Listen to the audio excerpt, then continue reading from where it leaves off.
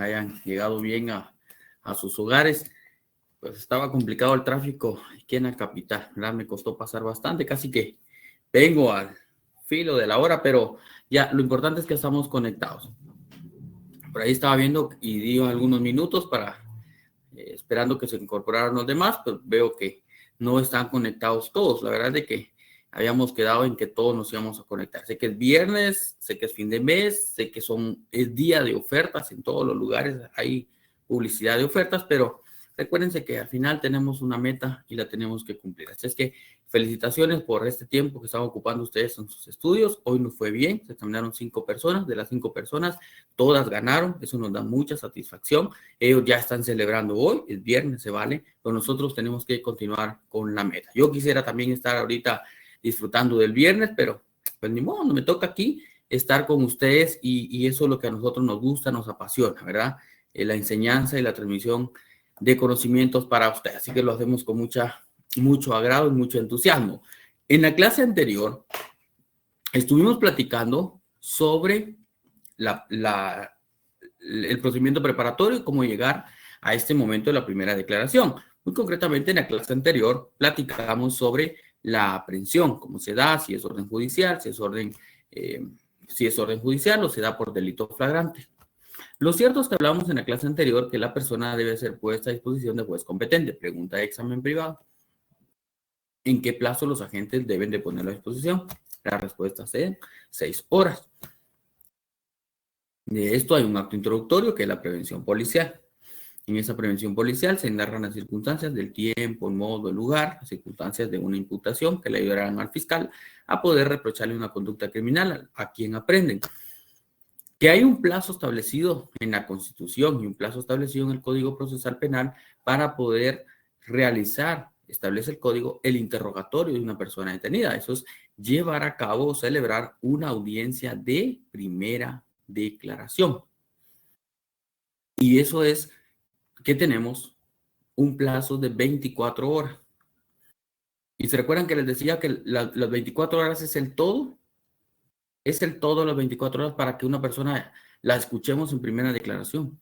Pero las primeras 6 horas son para que los agentes lo pongan a disposición. Y el resto de las 18 horas, que eso nos lo preguntaron hoy en el examen, estaba platicando yo con un compañero, se lo preguntaron. Estas 18 horas son para escucharlo. Y creo que alguien preguntaba de ustedes, no recuerdo bien el nombre, pero nos comentaba sobre la audiencia para hacerles saber el motivo de su detención. Eso solo hacerles saber por qué lo detuvieron. Dentro de las 24 horas, si el juez no le da tiempo por la carga de trabajo de resolver la situación jurídica completamente, llevar a cabo la audiencia, solo le hace saber el motivo de su detención, por qué está detenido. Con eso se considera que se interrumpe el plazo de las 24 horas y habilita al juez para poder tener chance de poder escucharlo con posterioridad. Es cierto que son 24 horas. Esas otras 24 horas, el Código Procesal Penal lo fundamenta en el artículo, vamos a ver, 85, 86, 87, el Código Procesal Penal está fundamentado. 87. Vean su artículo 87, Código Procesal Penal. Licenciado, buenas noches, dice, ¿existen otras medidas de coerción aparte de las 4 que establece el Código? Otras medidas de coerción aparte de las 4 que establece el Código, no, Elisa. No sé si tal vez usted lo leyó en otro lugar, me gustaría saberlo porque de repente usted lo leyó como medidas de coerción y yo lo tengo entendido como otra figura procesal. Pero las 4 que vimos en la clase anterior son las que tendríamos nosotros que entender como medidas de coerción personales del sindicado. Aparte están las otras medidas de coerción, que son la prisión preventiva y la medida sustitutiva. Sí, aparte licenciado, buenas noches. Buenas noches, Elisa. Fíjese que a mí me contó un amigo que se acaba de examinar que le preguntaron de 2 más, pero que no sé, o sea, él no la sabía y la licenciada medio le explicó, pero no sabían exactamente cuáles eran. Mire, sería bueno que tal vez usted le pregunte sobre qué le explicó. Me gustaría saberlo, porque aclararíamos la duda sobre a qué se refería, porque podemos conocer nosotros los institutos jurídicos procesales de distintas formas. Por ejemplo, yo les aclaro Son 4 medidas de coerción personal para hacerlos comparecer a primera declaración.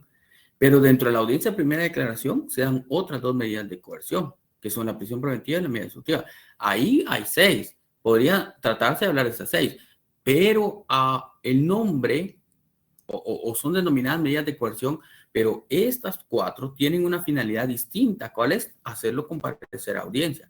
Estas 2, prisión preventiva y medidas ejecutivas, tienen una finalidad distinta a las anteriores, que es hacer que una persona o garantizar la presencia de una persona en el proceso penal. Esto es para garantizar la presencia de la persona en primera declaración o para un acto procesal. La citación, la conducción o la prisión. La prisión y la medida es para garantizar la presencia de la persona en el proceso penal, evitar el peligro de fuga y obstaculización. Son 2 momentos distintos. Ahorita los vamos a marcar completamente. Pero si puede platicar, Elisa, con su amigo, ¿verdad? Futuro colega, pues sería bueno, me gustaría, porque ahí tendríamos que aclarar nosotros todo. De repente a nosotros nos toca el mismo examinador y pues ya vamos a saber esa respuesta. ¿Ya? Bueno, veamos pues, compañeros. ¿Vieron el artículo 87 de su Código Procesal Penal que establece el plazo de las 24 horas? Ahí está, mira. Si no hubiese sido aprendido, se hará aviso inmediatamente al juez de primera instancia. ¿En qué plazo? 6 horas. ¿Artículo qué? 6 de la Constitución. Y 9, ¿verdad? Y 9. Para que declaren su presencia dentro de qué plazo? 24 horas contados a partir del momento de su aprehensión. Contados a partir de qué momento? Desde la aprehensión. Ahí, ese es claro el artículo. Bueno, ya sabiendo esto, les voy a explicar una última parte acá que me interesa que ustedes lo sepan. Por ejemplo, aquí, que la primera declaración sea ante juez competente. El artículo 43 del Código Procesal Penal, vea el artículo 43, establece quiénes son los jueces competentes en materia penal. Y nos enseña que hay jueces de paz, claro, juez de paz, penal, juez de primera instancia, jueces unipersonales de sentencia, ya lo voy a explicar eso más adelante, tribunales de sentencia, jueces de primera instancia, procesos de mayor riesgo, ya lo vemos más adelante. Están los jueces también de primera instancia, ya lo vimos en el numeral 2, tribunales de sentencia, sala corte de apelaciones, Corte Suprema de Justicia y el juez de ejecución. Ahora la pregunta es, cuando una persona es aprehendida, ¿a dónde debe ser puesta a disposición? Escuche la tecnicidad. ¿A dónde debe ser puesta a disposición de juez? No decimos a dónde lo van a llevar, no. Debe ser puesta a disposición de juez para resolver su situación jurídica, técnicamente, vamos a decir, para resolver su situación jurídica. A eso me refiero cuando ingreso al proceso penal, para resolver la situación jurídica. Entonces acá vemos nosotros que sea ante juez competente. Les voy a tratar de explicar una modalidad de la competencia de los jueces. Aquí en la capital o, por ejemplo, en algunos departamentos, ustedes han escuchado al juez de turno. El juez de turno es aquel que nosotros encontramos trabajando las 24 horas. Quienes son de aquí de la capital, ustedes van ahorita a Torre de Tribunales, hay jueces de turno. Ellos trabajan, ellos no tienen límite de horario. Porque ahí trabajan por turnos. Son juzgados pluripersonales. ¿Qué significa pluripersonal? Significa que hay varios jueces en una judicatura. Por ejemplo, aquí en la capital hay 6 jueces, si no estoy mal, 6 jueces que integran el juzgado de turno. Cada juez trabaja 12 horas, de 7 de la mañana a 7 de la noche. A las 7 le entrega el turno al otro juez y el juez conoce toda la noche y la madrugada hasta el día siguiente. Y llega el otro juez y ya le entrega su turno y así se van ellos rotando.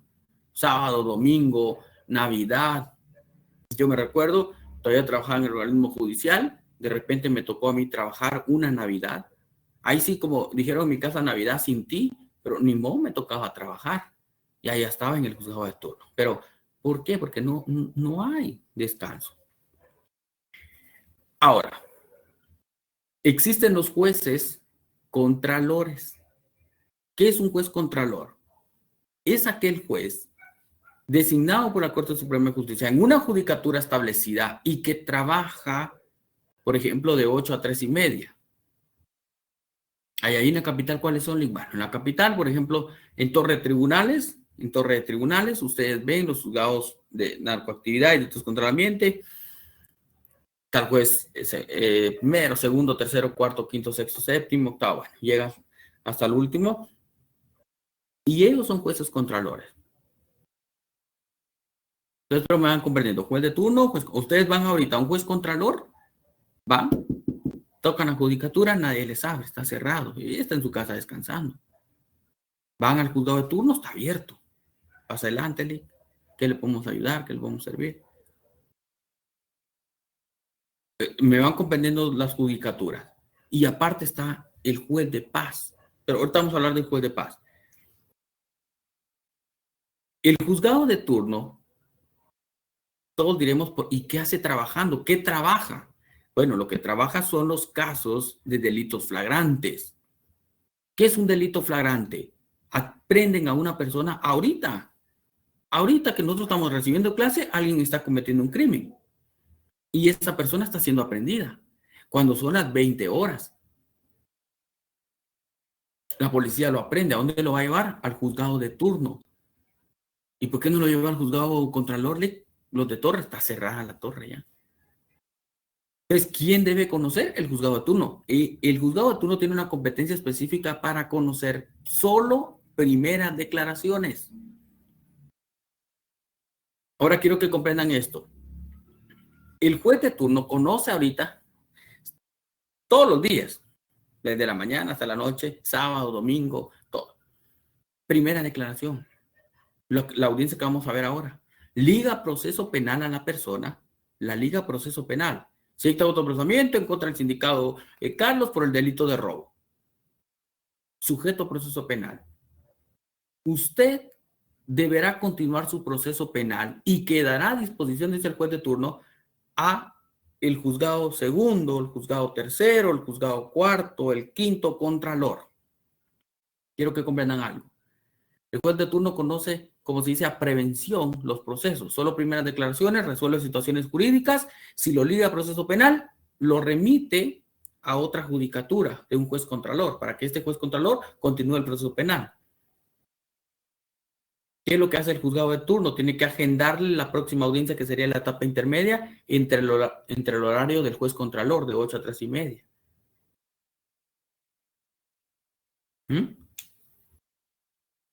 Fue aprendida la persona en delito flagrante. Ahora, les voy a explicar otra parte. ¿Qué es lo que sucede en aquellos casos en los cuales, y les voy a poner la imagen mejor para que me entiendan un poquito más?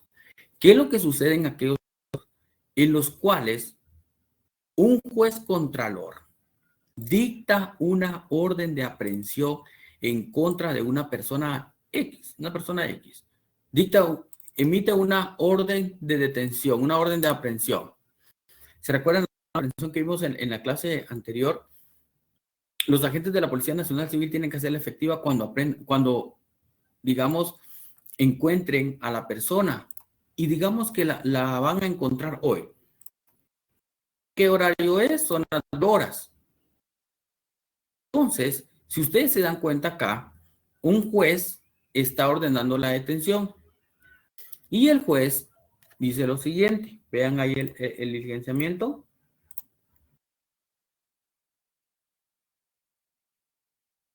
El juez aquí claramente, vean ustedes por favor, establece, debe tomarse nota al momento de ejecutar la orden respectiva, deberá evitar el exceso de la fuerza y deberá poner a la sindicada a disposición del juzgado quinto de primera instancia. Miren, este es un juzgado contralor. Debe poner a disposición a la sindicada. Perfecto. Si ahorita hay un retén de la policía, identifican a los tripulantes del vehículo y esta ciudadana se encuentra en el vehículo, la van a prender. Entonces la pregunta es, ¿a dónde la deben poner a disposición? ¿quién va a conocer la primera declaración? Aquí claramente que va a conocer que debe ser puesta a disposición del juzgado quinto. Pero ¿por qué entonces no el juzgado quinto, Margarita? ¿Por qué no el quinto? Si ahí el juez fue claro, dice, el juzgado quinto deberá ponerlo a disposición, señor agente de la policía, cuando lo aprenda. Porque el juzgado quinto está cerrado. Es correcto, está fuera de su horario de trabajo, horario laboral. Entonces, ¿qué es lo que hace? Lo ponen a disposición, van ahorita los agentes, tocan el juzgado cerrado. Tienen que llevarlo al juzgado de turno. Ay, ¿por qué, Lee? Si no está el juzgado quinto. Recuérdense que la Constitución establece un plazo para resolver la situación jurídica de la persona. No puede exceder de 24 horas. El juzgado quinto abre hasta el día lunes. Pasarían 48 horas. Violenta el derecho de libertad. Entonces, póngalo a disposición del juez de turno. ¿Qué hace el juez de turno? ¿Conoce la primera declaración? Aquí viene la pregunta. ¿Conoce la primera declaración del juez de turno? La respuesta primaria que les voy a dar, mejor ya no les doy la primera porque la primaria ya quedó sin efecto. Solo le voy a dar lo que es en actualidad. En actualidad, vean lo que sucede. El juez de turno solo le hace saber el motivo de la detención a la persona. Le hace saber el motivo de la detención. Le dice, señora ciudadana, usted fue detenida en virtud de una orden de aprehensión girada por el juzgado de primera instancia penal, tal y tal.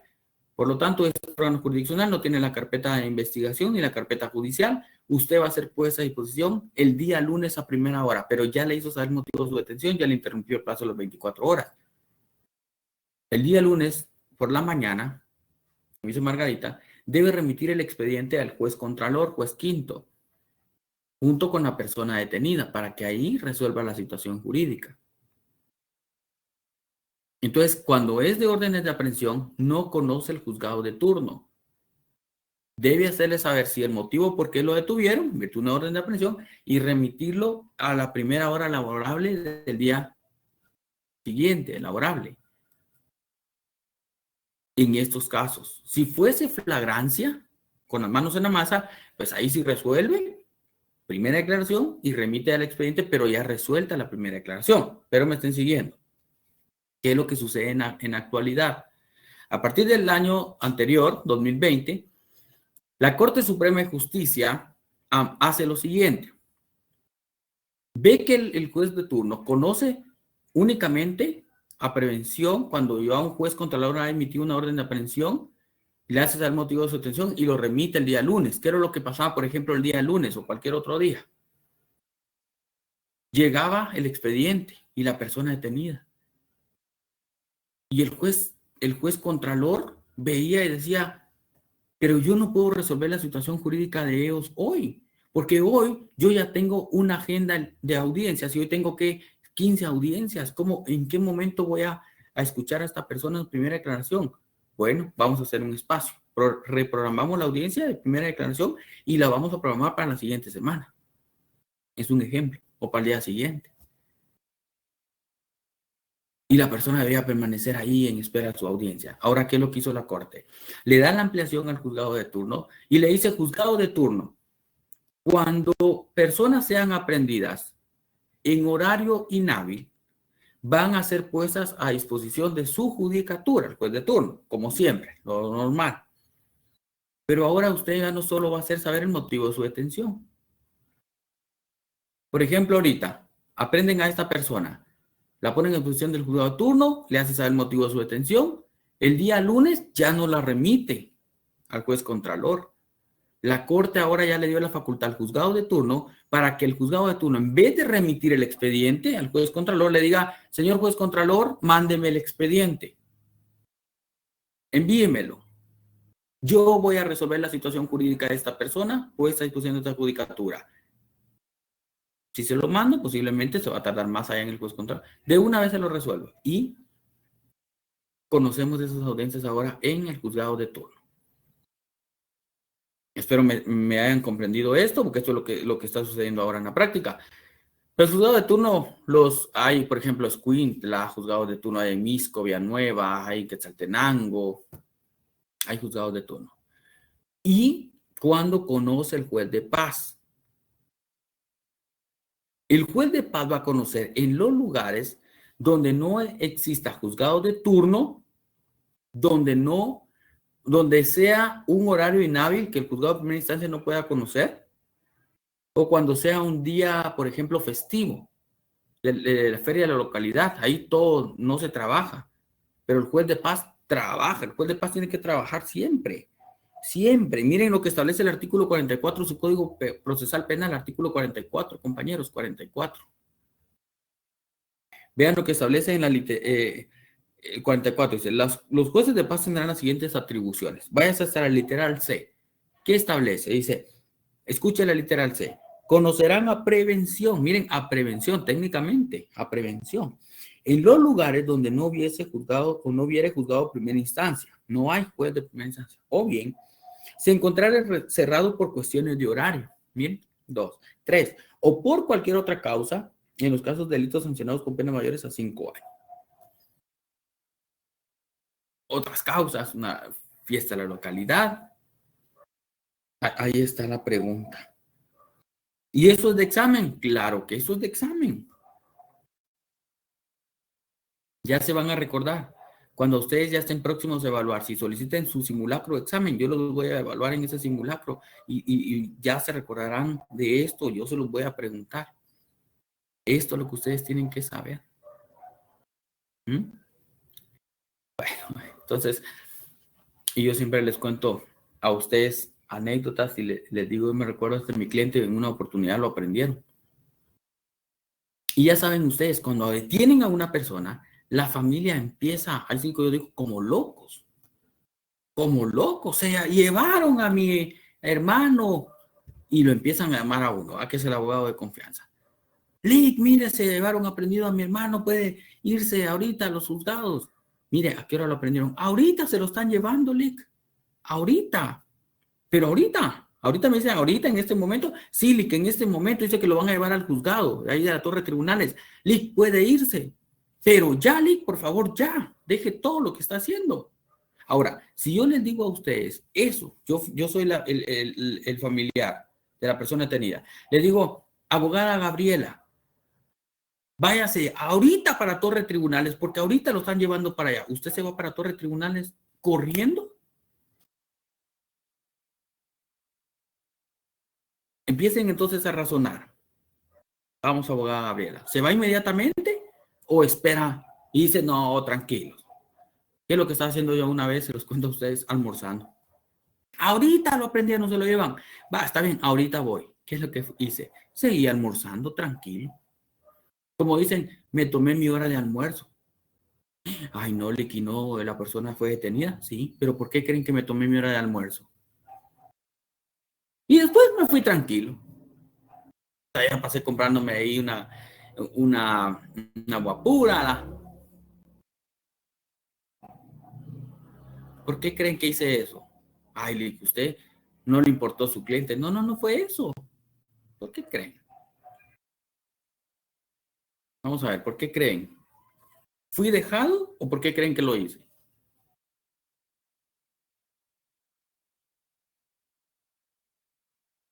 Vamos a ver, dice Erika, porque de nada sirve llegar antes, porque tiene que esperar la audiencia, ¿sí? Pero no es porque yo haya tenido que esperar la audiencia, porque cuando a una persona la prenden, antes de llegar al juzgado, ¿a dónde deben de llevar a los agentes de la policía?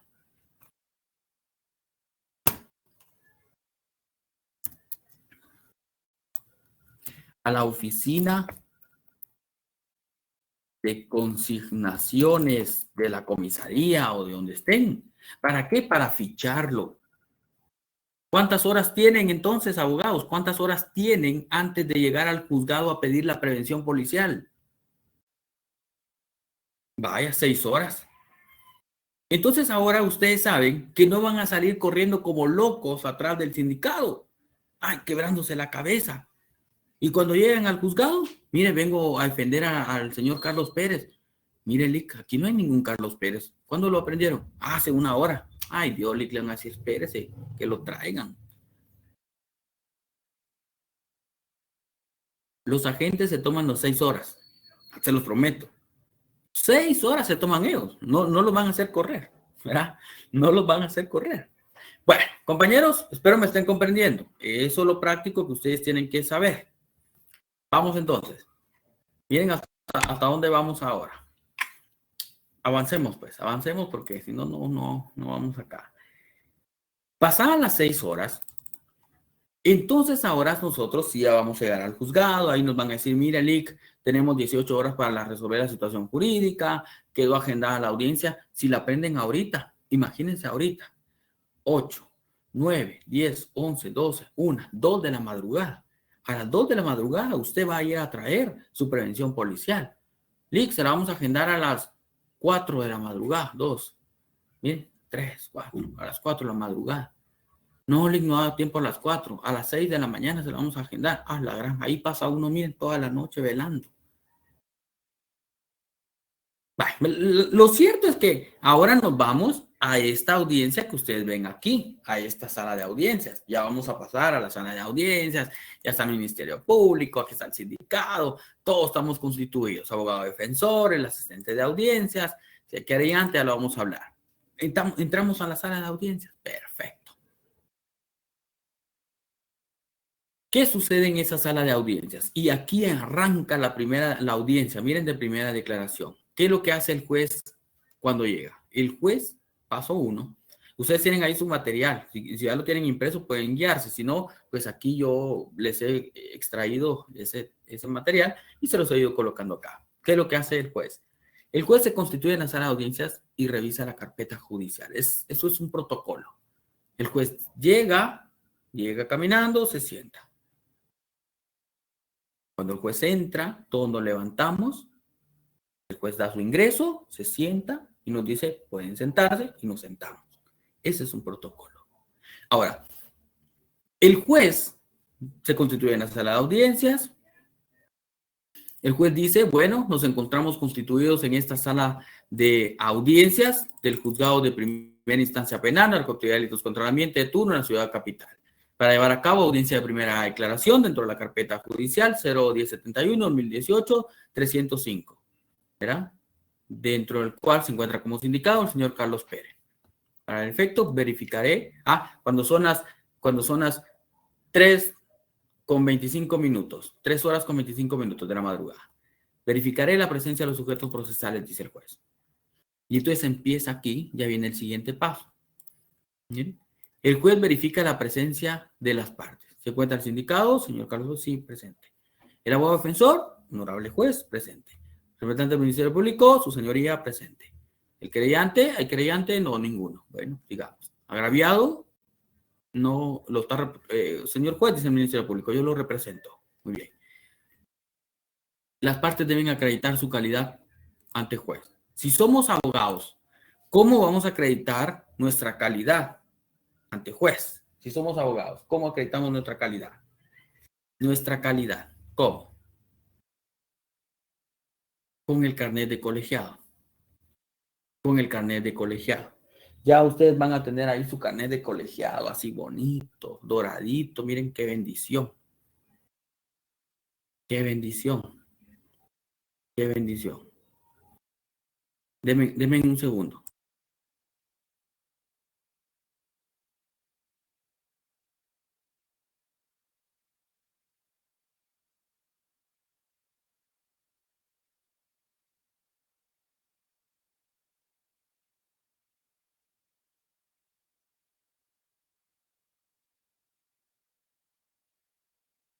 Vale. Ahí les digo, usted va a acreditar su calidad, ¿verdad? Como abogado. Miren, por ejemplo, aquí está. Miren, carnetito así, doradito. Este les van a dar, miren, aquí está. Aquí está mi calidad de abogado. Miren, yo les digo, miren qué belleza, compañeros. Bueno, no yo, pues, no mi foto. Miren qué belleza de carnet. Miren, este carnet que ustedes ven aquí, se los prometo, les va a cambiar la vida. Y con esto se van a identificar ustedes allá en tribunales, con el dorado. Y les van a dar un plateado, miren. ¿Y ese plateado para qué es? Este es de identificación. En cualquier lugar me puedo identificar con mi DPI, sí. Y este para las audiencias. Bien. Este, señores, abogados y abogadas, este carnetito, se los prometo, les va a cambiar la vida. Ahí se van a recordar de mí. Pero para eso tienen que estudiar.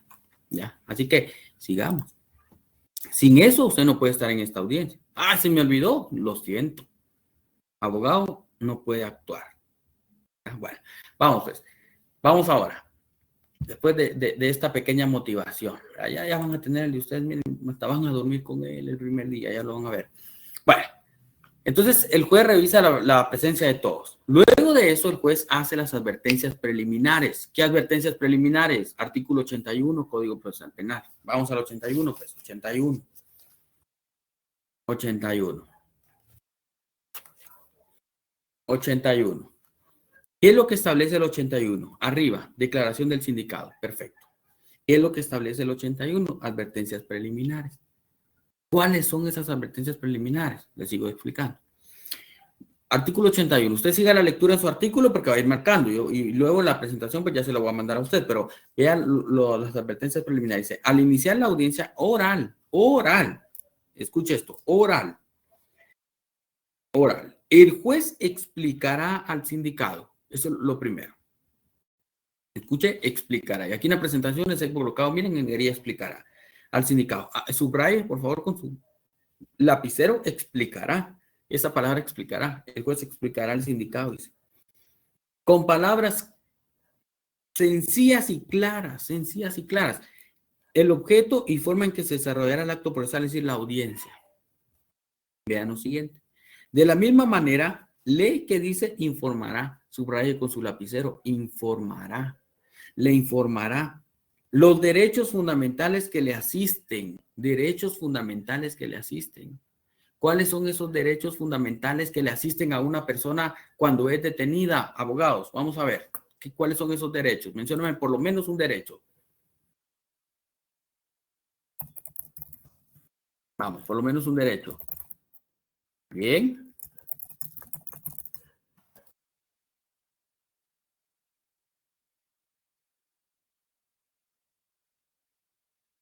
Bien. Derecho de defensa, ¿verdad, Natalie? Correcto. Pero también, entonces ahí, miren pues, en su código dice, le informará los derechos fundamentales que le asisten. ¿Cuál es un derecho fundamental? Derecho de defensa. Escriban entonces en pequeño, derecho de defensa. Derecho de defensa. Derecho de defensa es que pueda defenderse a través de un abogado particular o a través de un abogado del Instituto de la Defensa Pública Penal. Ya en su momento el destino a ustedes los orientará hacia dónde van a estar. Puede que en algún momento ustedes sean abogados defensores públicos. Miren, se los prometo, compañeros, hay abogados defensores públicos que han estado en Iure. Hay abogados defensores públicos que han sido mis alumnos y que gracias a Dios ya de estos 8 años de estar impartiendo docencia, ahora somos colegas y hemos estado en audiencias. Imagínense esto, qué bendición. Entonces usted también va a hacer lo mismo, ¿verdad? Entonces, el derecho de defenderse, particular o defensa pública. Y que tal decisión no pueda ser utilizada en... Ok, esperen. Ya me perdí aquí. De la misma manera le informará los derechos fundamentales que le asisten y le advertirá también que puede abstenerse a declarar. Entonces, ese es el numeral tercero. Le hace la advertencia que puede declarar o puede abstenerse. Pero ahorita no va a declarar, después de que le hagamos saber los hechos. Declare o se abstiene. Eso le dice el juez. Tal decisión en su momento usted va a declarar y esa decisión no va a ser utilizada en su perjuicio, señor ciudadano. Esa actitud usted la deberá consultar antes con su abogado. Vean ustedes, sigamos. Váyanse al último párrafo, al siguiente párrafo, por favor. Váyanse al siguiente párrafo, dice. En las declaraciones que preste el sindicado durante el procedimiento preparatorio, ahora, la audiencia, el juez deberá instruirle, lo que estamos haciendo ahora, acerca de que puede exigir la presencia de su defensor y consultar con él la actitud a asumir antes de comenzar la declaración del hecho. Ahí es donde nosotros le decimos al sindicado, el cual le dice, mire, sindicado, usted puede declarar o puede abstenerse. Ahí es donde nosotros asesoramos a nuestro cliente y le decimos, mire, declare o no declare. Declare o no declare. Como estrategia del litigio, ya nosotros en su momento tendríamos que saber si es mejor que declare o mejor que se quede callado. Ya nosotros, atendiendo el caso, le vamos a decir, miren, sindicado, mejor no digan nada. Yo lo voy a defender. O sabe qué, sí, hable porque hay que decir esto. Bueno. Después de estas advertencias, el juez procederá, miren aquí en la pantalla, numeral cuarto, el juez le pedirá que proporcione los siguientes datos. Ahora vayan a su código y marquen el artículo. ¿Qué dato le pide? Asimismo, le pedirá que proporcione su nombre completo, que proporcione la edad. Entonces ahí el juez le va a decir, sindicado, ahora le voy a tomar unos datos. Por favor, dé su nombre completo. Sí, me llamo Carlos Esteban Pérez Gutiérrez. Bueno, su edad, 25 años. Estado civil, soltero. Vaya. Profesión, oficio, soy panadero. Bueno. Nacionalidad, guatemalteco. Vaya. Fecha y lugar de nacimiento, nací en tal fecha. Su domicilio, Guatemala. Lugar de residencia, ¿dónde vive? Le decir, ¿cuál es su lugar de residencia? Sí, yo vivo en la tercera calle, 5-50, la zona 1 de esta ciudad capital. Y si fuese el caso, dice, si tiene cónyuge. Bueno, ¿tiene hijos? Sí. ¿Cuántos hijos? 2. ¿Cuáles son sus nombres? Se llama Marta, se llama Sofía. Bueno, ¿cómo se llama? ¿Tiene esposa? Sí. ¿Cómo se llama? Tal. ¿Trabaja usted? Ya dijo, sí, soy panadero. ¿Cuánto gana ese trabajo? Gano 3,000 al mes. Bueno, está bien. 3,000. Ahí se terminó. Esos son los datos de la persona sindicada. Ahora, de esto, inmediatamente, ya de saber quién es la persona, aquí ya le tomó los jueces sus datos, vean, ya lo individualizó en el proceso penal. Tiene un sentido, ahora ya sabemos quién es, que tiene hijos, dónde vive, que es guatemalteco, ya conocimos. Ahora, vamos pues fiscal, le dice. Es el momento para que usted, con fundamento en el artículo 82 del Código Procesal Penal, vean su 82 del Código Procesal Penal, haga la intimación de los hechos con todas las circunstancias del tiempo, modo, lugar, calificación jurídica provisional, disposiciones legales aplicables y describa los elementos de convicción con los que cuenta la Fiscalía hasta este momento. Ahora, ¿qué es lo que tiene que hacer el fiscal? Imputar. ¿Qué es una imputación de hechos? Es hacerle saber el motivo por el cual lo han detenido. Es hacerle saber el hecho criminal que cometió. La imputación va dirigida al sindicado, decirle porque usted el día tal y tal fue detenido. Esa es la imputación de hechos. Entonces, vean ustedes el artículo 82, numeral 1. No establece intimación de hechos. Usted arriba de ese numeral 1, escríbale intimación de hechos, por favor. Intimación de hechos, intimación de hechos. Vaya, intimación de hechos. ¿Qué es lo que establece? Siga la lectura, vamos a ir haciendo algunos numerales. Dice, el juez concederá la palabra al fiscal, para que intime los hechos al sindicado. Dice al sindicado, escuche. Hay que imputar los hechos al sindicado. Porque a veces confundimos, decimos, hay que hacerle saber al juez los hechos. No, no, no. Hay que imputar los hechos. ¿A quién va dirigida la imputación? Al sindicado. Con todas las circunstancias, pregunta de examen privado. ¿Cuáles son las circunstancias para una intimación de hechos o una imputación? Escuche bien, intimación de hechos o imputación de hechos en primera declaración. Pero técnicamente el código dice, el juez le concederá la palabra al fiscal para que intime, intimación, pero en la práctica se le conoce como imputación de hechos, hay que imputarlo, imputación. Esto deviene, por ejemplo, de la teoría del delito. ¿Quiénes son imputables? Los que pueden ser procesados. ¿Quiénes son inimputables? Los que no pueden ser procesados. ¿Se acuerdan de la teoría del delito? Bueno, la imputación. ¿Cuáles son las circunstancias? Con todas las circunstancias, 1. Vamos haciendo numerales como en una pantalla. 1, el tiempo. Numeral 1, el tiempo. Numeral 2, el modo. El tiempo, yo creo que el tiempo ya sabemos que es, por ejemplo, el 26 de noviembre de 2021 a las 20:48 horas. Es el tiempo.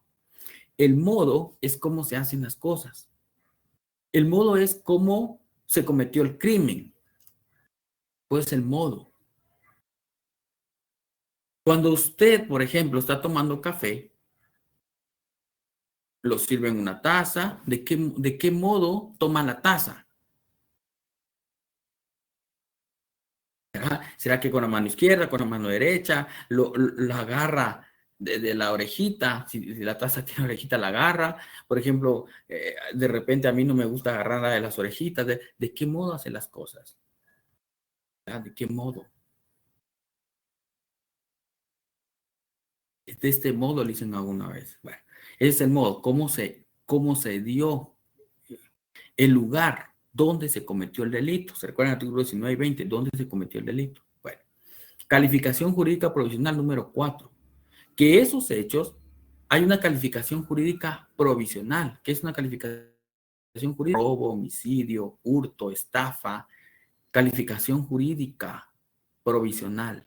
Es la tipificación del hecho. Y esa tipificación del hecho está en un artículo.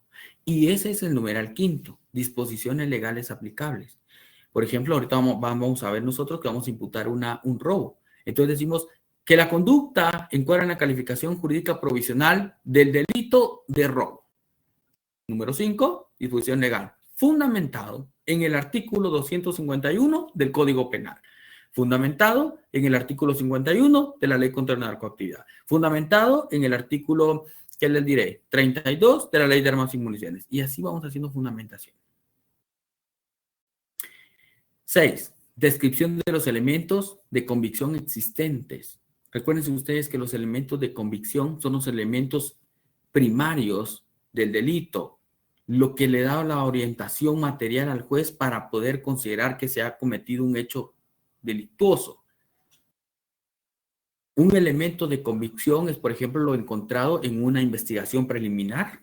Si estamos en una investigación preliminar, durante esa investigación, el arma de fuego, el cuchillo y el medio de convicción en flagrancia es lo que se le conoce como también elemento material. Si la persona despojaba con cuchillo, con arma de fuego, si llevaba una granada en las manos y lo que fuese.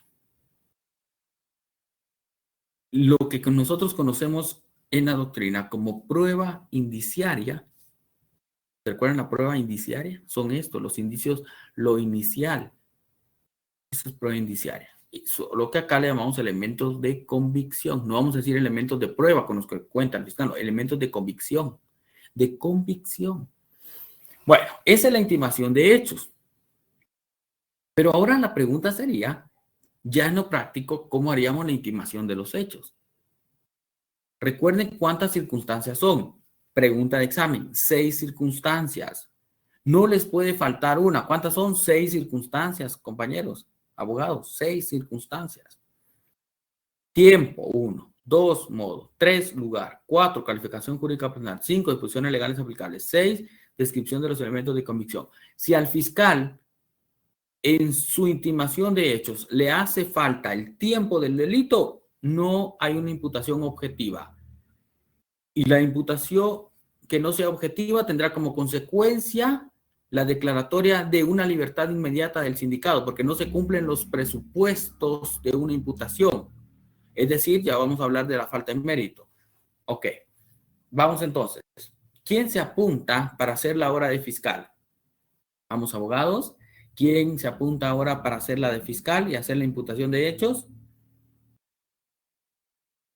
¿Quién dice, yo la hago leak? Bueno, tranquilos, porque solo los voy a poner a leer, no los voy a poner a inventar ahorita. Solo van a leer, así que tranquilos aquí. Pero para que escuchen todos. ¿Quién activa su micrófono? Hice yo.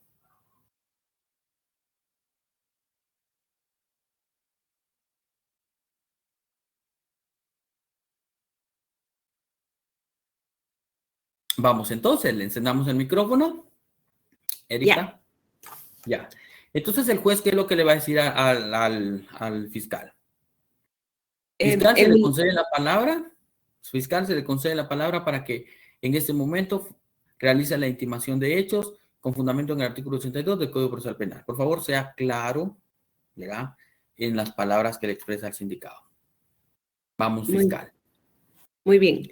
El Ministerio Público realiza la siguiente imputación de hechos en virtud que con fecha 4 de mayo del año 2019, siendo aproximadamente las 12:20 horas, el sindicado Carlos Pérez, con violencia física, portando un cuchillo en su mano derecha y aprovechando de su superioridad física, despojó de sus pertenencias a la señorita Clotilde Max cuando caminaba sobre la Cuarta Avenida 57-33, zona 1 de esta ciudad. Ante tales hechos, la víctima solicitó ayuda a los agentes de la Policía Nacional Civil, César Tumax y Gaspar Herrarte, quienes se encontraban en el lugar, y al darle persecución lo logran aprehender instantes después del cometido hecho. Sobre la Cuarta Avenida 56-102, zona 1 de esta ciudad, siendo las 12:25 horas aproximadamente. Y al momento de la detención le incautan al acusado Carlos Pérez un bolso y varias pertenencias de mujer. Estos hechos se encuadran en la calificación jurídica provisional del... Ahí, pausa. Vamos pues, abogados.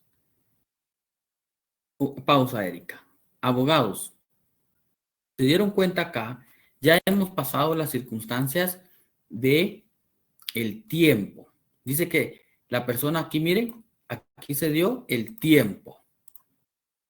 El modo, miren, portando, despojó sus pertenencias. Este es el modo. El lugar, dice que era cuando caminaba sobre la Cuarta Avenida, 5-41, de la señorita Clotilde. Este es el lugar. Aquí hay dos lugares, y eso es precisamente lo que les quiero comentar. Está el lugar de la comisión del delito y está, miren, fue aprehendido la cuasiflagrancia, miren, instantes después sobre la Cuarta Avenida, en la misma avenida, pero es instantes después. Este es el lugar de la detención y hay una hora de la detención. Es distinto al tiempo de la comisión del delito. Es distinto, ¿verdad? Que aquí fue el 4 de mayo de 2019 a las 12 horas. Y aquí fue a las 12:25. Perfecto. Encuadra en la calificación jurídica provisional de qué delito. Vamos a ver qué delito encuadra aquí estos hechos. Despojó sus pertenencias con un cuchillo en la mano.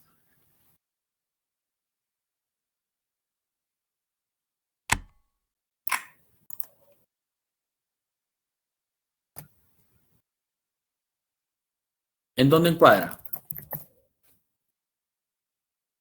¿Cuál es la disposición legal aplicable?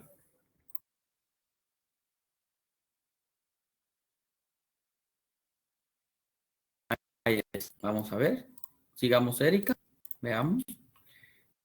Ahí está.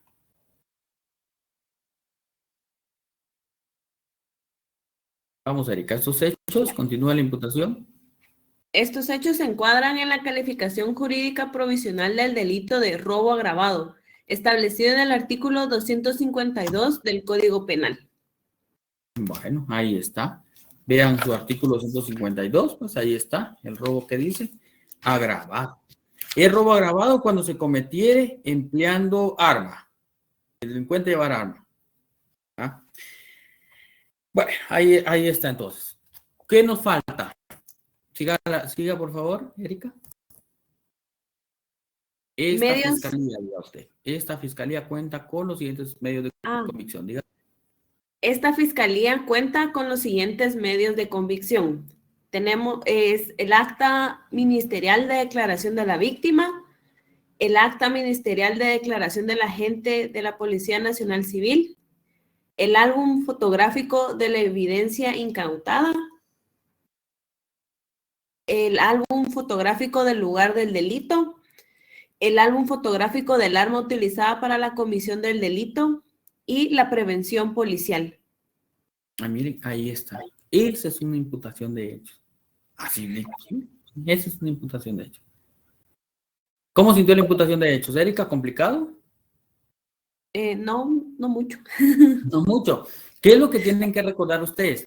Que en la imputación de hechos tienen que hacer referencia a las 6 circunstancias que marcamos ahorita en el artículo 82, numeral 1. En el examen privado les van a decir, bueno, formule una intimación de hechos. Y ustedes lo van a tener que hacer así como lo hizo Erika ahorita. ¿Qué les quiero dar a entender? Para el examen privado, no vayan a ir a improvisar una imputación. Por lo menos lleven una imputación sencilla como la acabamos de ver ahorita. Sencillamente.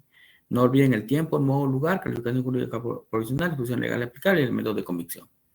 Suficiente. Bueno, luego de haber escuchado esto, ahora viene lo siguiente. Digamos la lectura, artículo 82. El juez le preguntará al sindicado. ¿Quién quiere ser sindicado, abogados? Este solo es simulación. ¿Alguien que quiera ser sindicado? Active su micrófono.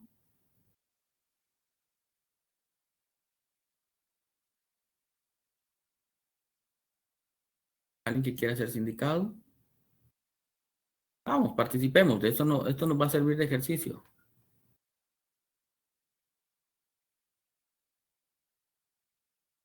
Sindicado a la una, compañeros, vamos, participemos. Erika no puede ser sindicada, pues ya es fiscal. Vamos, compañeros, participemos, porque si no, no aprendemos la práctica. Eso se trata la práctica. Si no, yo me voy a ir solo con audiencia, les voy explicando, miren, esto sucede, pero no es lo mismo que vayamos dando la intervención a los sujetos.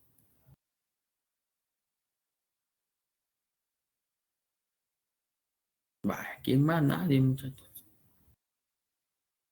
Va, vamos pues, Gabriela. Solo me dice qué tengo que decirle. Eso no me dice. Pero pues, entonces el juez aquí, ahora luego de haber escuchado al fiscal, le dice, bien, sindicado, ha escuchado usted y ha comprendido lo que el fiscal le ha hecho indicar por qué fue detenido. ¿Ha comprendido usted esto? Sí, señor juez. Bien. Ahora le pregunto, la ley establece que usted tiene el derecho de declarar o tiene el derecho de abstenerse a declarar sobre lo que el fiscal ha dicho. Este es el momento para que yo le dé la palabra a usted y que declare sobre esos hechos. Pero antes de que usted declare, esa actitud debe ser asumida junto con su abogado defensor o consultada. Así es que le voy a dar un tiempo prudencial para que usted consulte qué actitud va a asumir junto con su abogado defensor.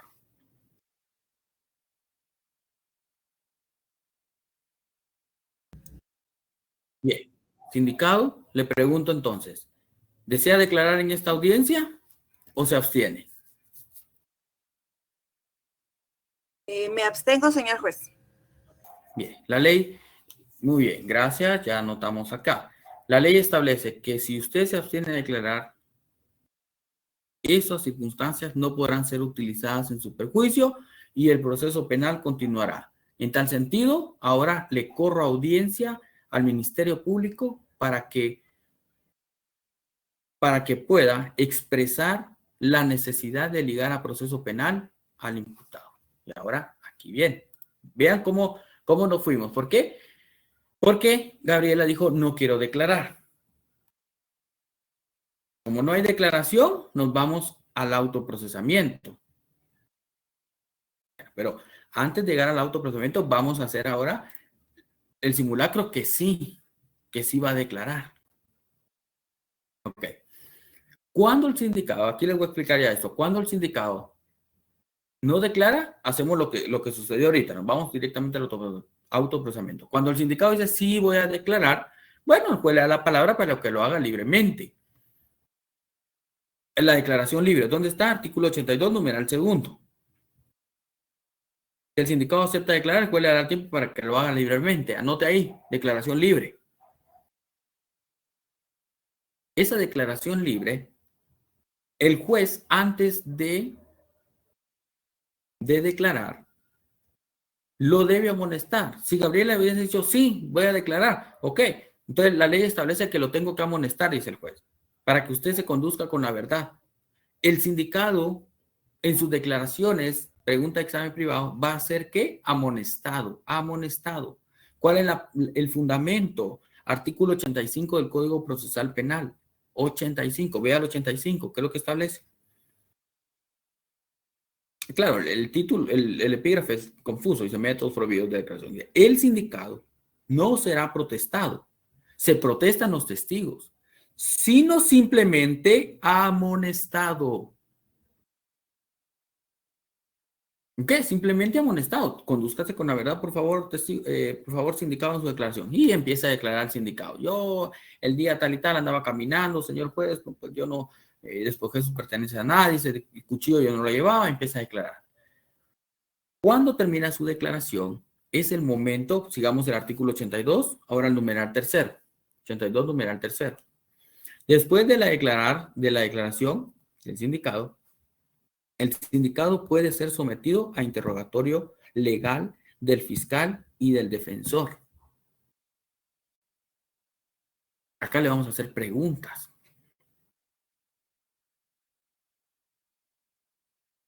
Aquí entonces, de lo que declare, escuche bien, tendríamos que escuchar en la declaración para saber qué pregunta le podríamos hacer.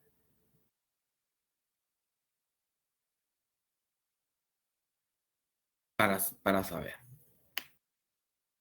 Entonces, aquí nosotros, si nos ponemos a pensar como fiscal o como abogado, formularíamos distinto interrogatorio. De los hechos que imputó el fiscal,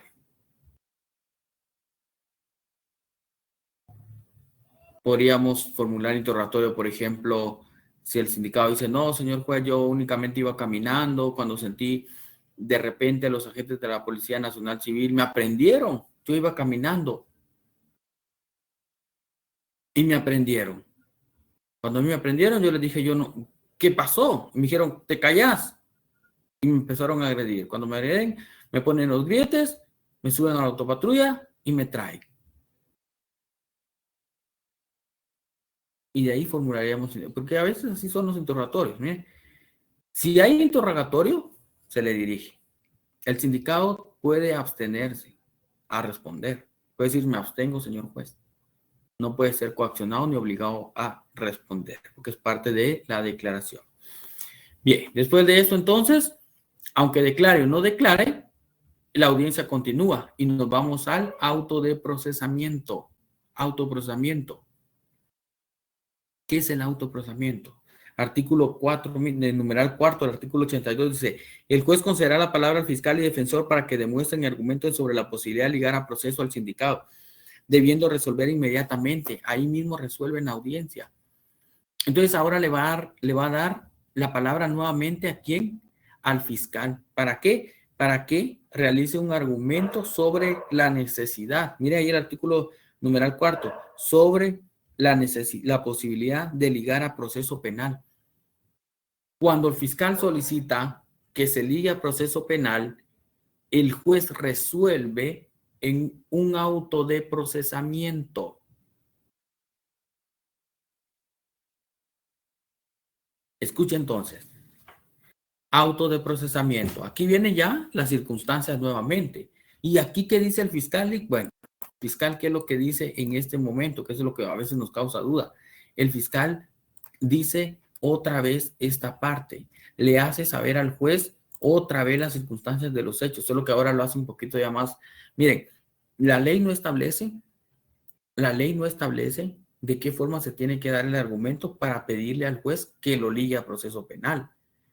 Pero en la práctica, ¿qué sucede? Algunos fiscales hacen intimación de hechos y algunos fiscales, cuando se da la necesidad de llegar al proceso penal, vuelven a decir las circunstancias de la intimación de hechos, solo que en esta parte de acá, miren compañeros, les voy a decir, en esta parte de acá, que ustedes ahora están viendo ahí resaltado, no sé si lo logran ver aquí, un color les quiero poner aquí. En esta parte, el fiscal aquí ya no dice, señor juez, la calificación jurídica provisional, sino que dice, señor juez, solicito se ligue, sea ligado a proceso penal por el delito de robo agravado establecido en el artículo tal y tal, y se dicte auto de procesamiento. Eso es lo que dice el fiscal. Me van comprendiendo. Las mismas circunstancias, solo que ahora no dice calificación jurídica provisional, porque lo provisional ya quedó. Ahora dice, señor juez, por haber cometido estos hechos, el sindicado, líguelo a proceso penal, emitiendo un auto de procesamiento. Hay una forma.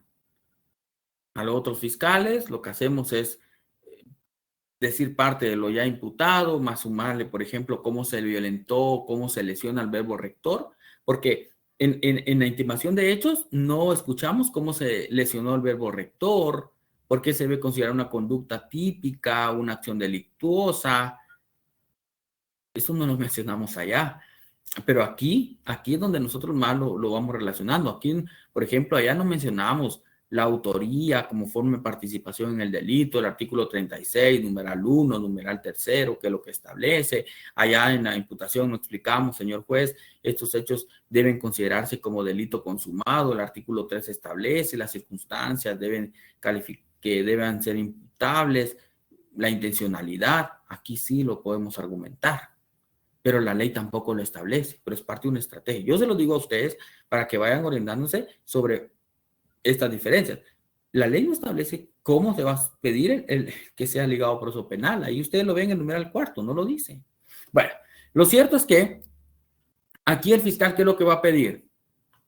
Esto sí ya no se lo pongo a Erika, porque entonces sí le costaría un poquito más, pero porque esto ya es más técnico, ya más de práctica. Pero lo cierto, Erika, usted como fiscal le va a pedir al juez que ligue a proceso penal con fundamento en el artículo 320 del Código Procesal Penal. Pregunta examen privado. Vámonos al 320 del Código Procesal Penal. 320 Código Procesal Penal.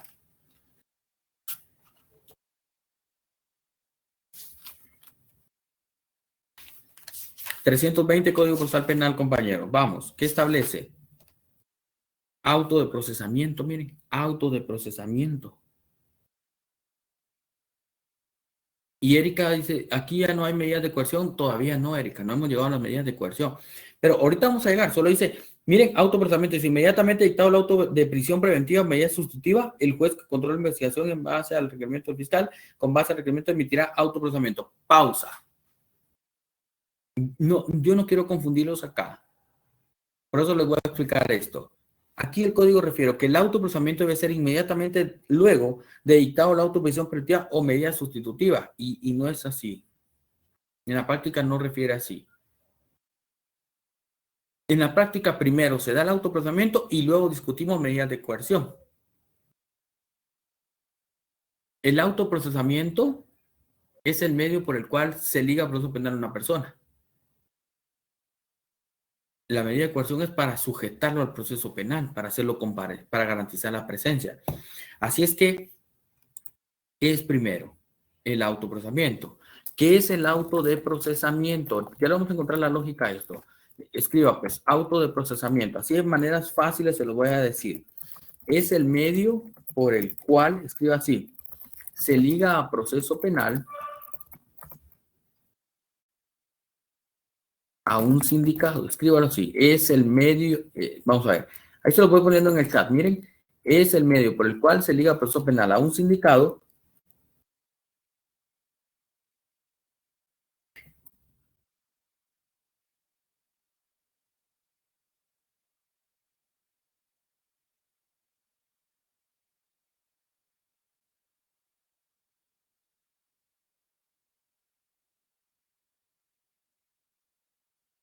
y se le otorgan las facultades al Ministerio Público para que investigue los hechos.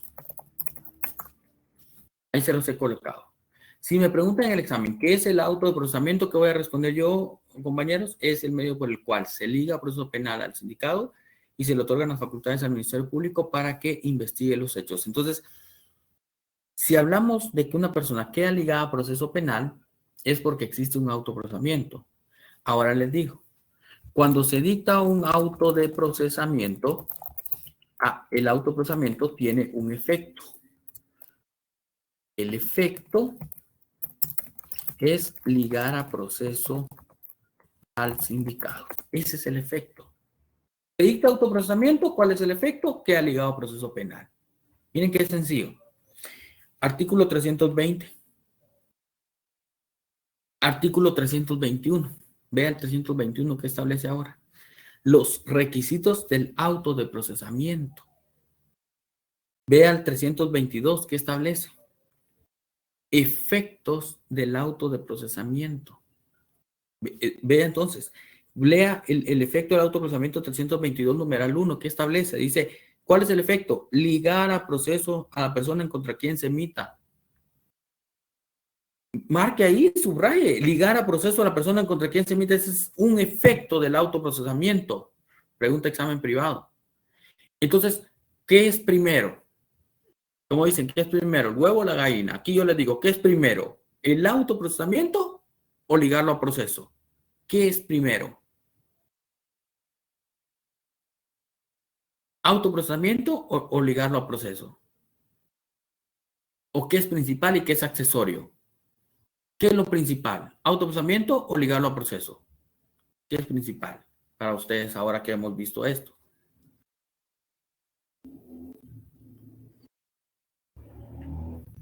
Vamos, ¿qué es principal? ¿Ya comprendieron esto? Entonces, ¿qué es principal? ¿Qué sería para ustedes lo primero? Claro. Porque el auto de procesamiento, ¿cuál es el efecto que tiene? Ligarlo a proceso. Si no hay auto de procesamiento, no se liga a proceso.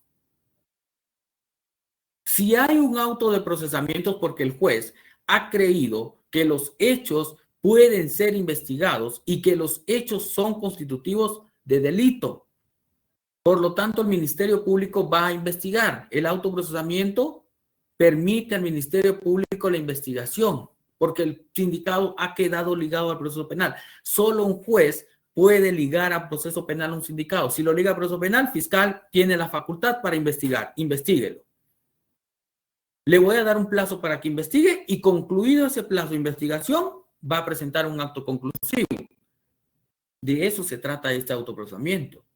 Pero aquí también el juez puede considerar lo siguiente. Hemos dicho, si el juez considera que hay probabilidad de la participación de los hechos o que hayan características de hechos delictuosos, liga a proceso penal, autoprocesamiento. Si el juez considera que no existe delito o que no se cumple con una imputación objetiva o que no podrá el fiscal investigar, ¿qué es lo que va a dictar? Esto creo que sí me lo dieron en la universidad y ahora ustedes me lo van a recordar. Para que la persona salga en libertad. ¿Qué es lo que daría? ¿Auto de qué? ¿Auto de qué, abogados?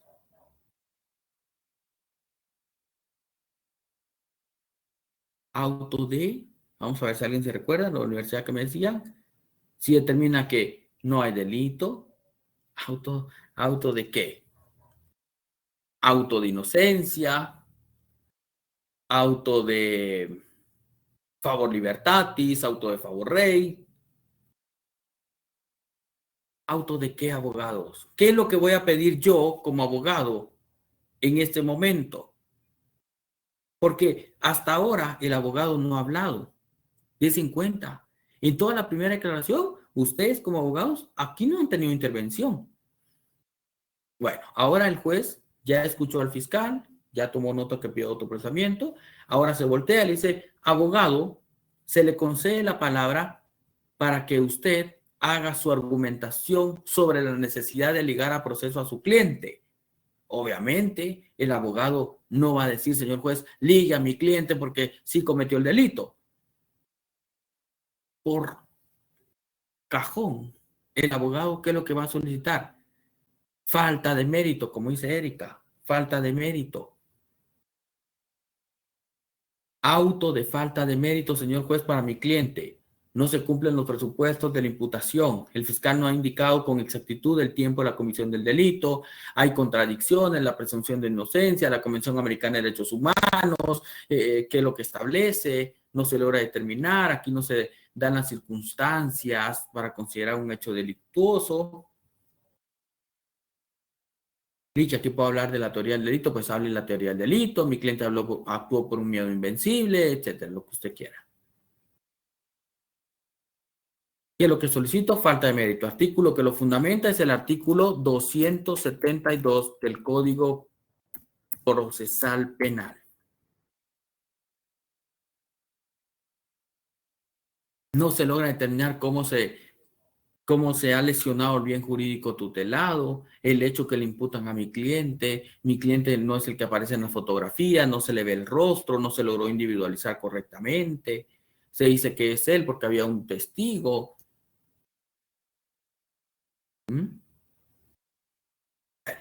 Todas las circunstancias, el abogado lo que tiene que hacer es atacar la tesis de imputación del Ministerio Público. ¿Cuál es la tesis de imputación? Lo que estaba leyendo Erika. Esto es lo que va a atacar. Que hay contradicciones en las actas de declaración de la víctima. Que la víctima, por ejemplo, no indica características físicas de la persona que la despojó de sus pertenencias. Los agentes aprendieron a mi patrocinado, diría el abogado. Pero la víctima en un momento manifestó características. No dijo si era una persona morena, como es mi cliente. No dijo si quien despojó sus pertenencias vestía una playera blanca, como mi cliente anda portando una playera blanca. No indicó, por ejemplo, qué altura era la persona. Mi cliente mide 1,60. Eso no está. Solo dice que una persona la despoja de sus pertenencias. ¿Pero qué persona? Diría el abogado, hasta este momento no hay cámaras de seguridad o de vigilancia que el Ministerio Público presente al juez para hacerle creer que es mi cliente. ¿Qué tal si por error lo aprendieron y fue otra persona? Y al haber error o al haber confusión sobre que si fue otra persona que vestía playera blanca o mi cliente porque no lo individualiza la víctima, ¿hay qué? ¿Existe qué, compañeros? ¿Qué creen que pueda existir ahí? Duda. Duda sobre si mi cliente cometió el delito o no fue él. Dice que mi cliente llevaba un cuchillo, pero hasta este momento no se ha acreditado cómo lo portaba. Hasta este momento, el Ministerio Público no ha presentado, por ejemplo, un dictamen o un peritaje donde hayan huellas del cuchillo de mi cliente en el cuchillo. Esas son dudas. ¿Y la duda qué? Favorece al imputado. La duda hace robustecer la presunción de inocencia. Entonces, ¿qué es lo que pide el abogado en esas dudas? Miren las dudas que más o menos me estoy imaginando yo ahorita del caso y les estoy planteando. Solicito, señor juez, falta de mérito. 272. Vamos al artículo 272 de la falta de mérito. 272. Falta de mérito. Bueno, ese es solo fundamento, por favor lo van a marcar. 272 de la falta de mérito. 272. Vamos, falta de mérito. 272. ¿Qué establece falta de mérito? Si no concurren los presupuestos para dictar autoprisión preventiva o el fiscal, el juez, el tribunal declarará falta de mérito. ¿Qué es el juez? Ok. Y aquí es, entonces, en resumen, ¿qué llevamos? Luego de las advertencias preliminares, el fiscal intima los hechos. De esos hechos que se intiman, se le pregunta al sindicado si quiere declarar o quiere abstenerse. Si se abstiene, vamos al siguiente paso, que es el autoprocesamiento. Si desea declarar, va a ser sometido a interrogatorio de los sujetos. Luego de este interrogatorio, vamos al autoprocesamiento. ¿Qué es lo que va a pedir el fiscal? Autoprocesamiento. ¿Qué es lo que pide el abogado? Falta de mérito. ¿Que el fiscal puede pedir falta de mérito? Claro que sí. Si considera que al final no se logra determinar que cometió el delito, porque los agentes lo van a aprender. Yo quiero que ustedes vean esto. El agente de la policía lo va a aprender. Pero ¿qué tal si el fiscal determina que él no fue el que cometió el delito? Señor juez, solicitó falta de mérito. Hubo un error en la aprehensión, no fue él. Ya vimos las cámaras de seguridad, señor juez, y él no es. Por lo tanto, solicita la falta de mérito. Puede ser. Ok. Entonces, luego de esto, si se decreta la falta de mérito, libre. Sindicado, dice el juez, váyase a su casa. Libre, libre, libre. Falta de mérito, libre. Váyase libre. Auto de procesamiento queda ligado a proceso penal por el delito de robo agravado, sindicado. vamos a continuar con el proceso, dice el juez. Si lo liga a proceso penal, hay un autoprocesamiento, seguimos. Y nos vamos a las medidas de coerción. Miren, aquí ya están las medidas de coerción que ustedes me estaban preguntando. Creo que era, ¿quién era? Elisa. Y que también estaba preguntando, ¿qué más? ¿Quién más estaba preguntando sobre el auto de procesamiento? Medidas de coerción. Bueno, lo cierto es que aquí están las medidas de coerción. Erika, ¿eh? Quiero que ustedes recuerden eso. Ya tenemos un autoprocesamiento, ya sabemos que la persona va a ser investigada, ya está sujeta a un proceso penal, pero ahora garanticemos la presencia de la persona en cada audiencia. 1. Y 2, aseguremos los medios de investigación. ¿Qué medios de investigación? Por ejemplo, que la víctima vuelva a declarar, que la víctima no sea amenazada, amedrentada, que desista. Para eso es una medida de coerción aquí en primera declaración. Vean lo que dice él. El juez concederá nuevamente la palabra al fiscal y al abogado defensor para que demuestren y argumenten sobre la necesidad de medidas de coerción. En una medida de coerción tendrá que quedar sujeto a la persona. Pero cada medida de coerción tiene una finalidad. Una es privativa de libertad, la otra es restrictiva de libertad. Prisión preventiva es privativa de libertad, medida sustitutiva es restrictiva de libertad. O restrictiva de mi accionar. Lo cierto es que debo cumplirlas. Vean lo que establece entonces acá, el artículo 82. Ahora ya vamos, regrese por favor al 82. Y ahora ya vamos por el numeral quinto. Artículo 82, numeral quinto. El juez concederá nuevamente la palabra al fiscal y defensor para que demuestren y argumenten sobre la necesidad de medidas de coerción. Bien, el fiscal, hablemos de la medida de coerción ahora. Vean pues. El fiscal podrá solicitar prisión preventiva. ¿Y en qué casos va a solicitar prisión preventiva al fiscal? Cuando considere que los peligros procesales no quedan desvanecidos. Perfecto. ¿Cuáles son los peligros procesales, Lic? Bueno, los peligros procesales que el fiscal debe considerar para pedirle al juez prisión preventiva son los siguientes. Artículo 262 y artículo 263.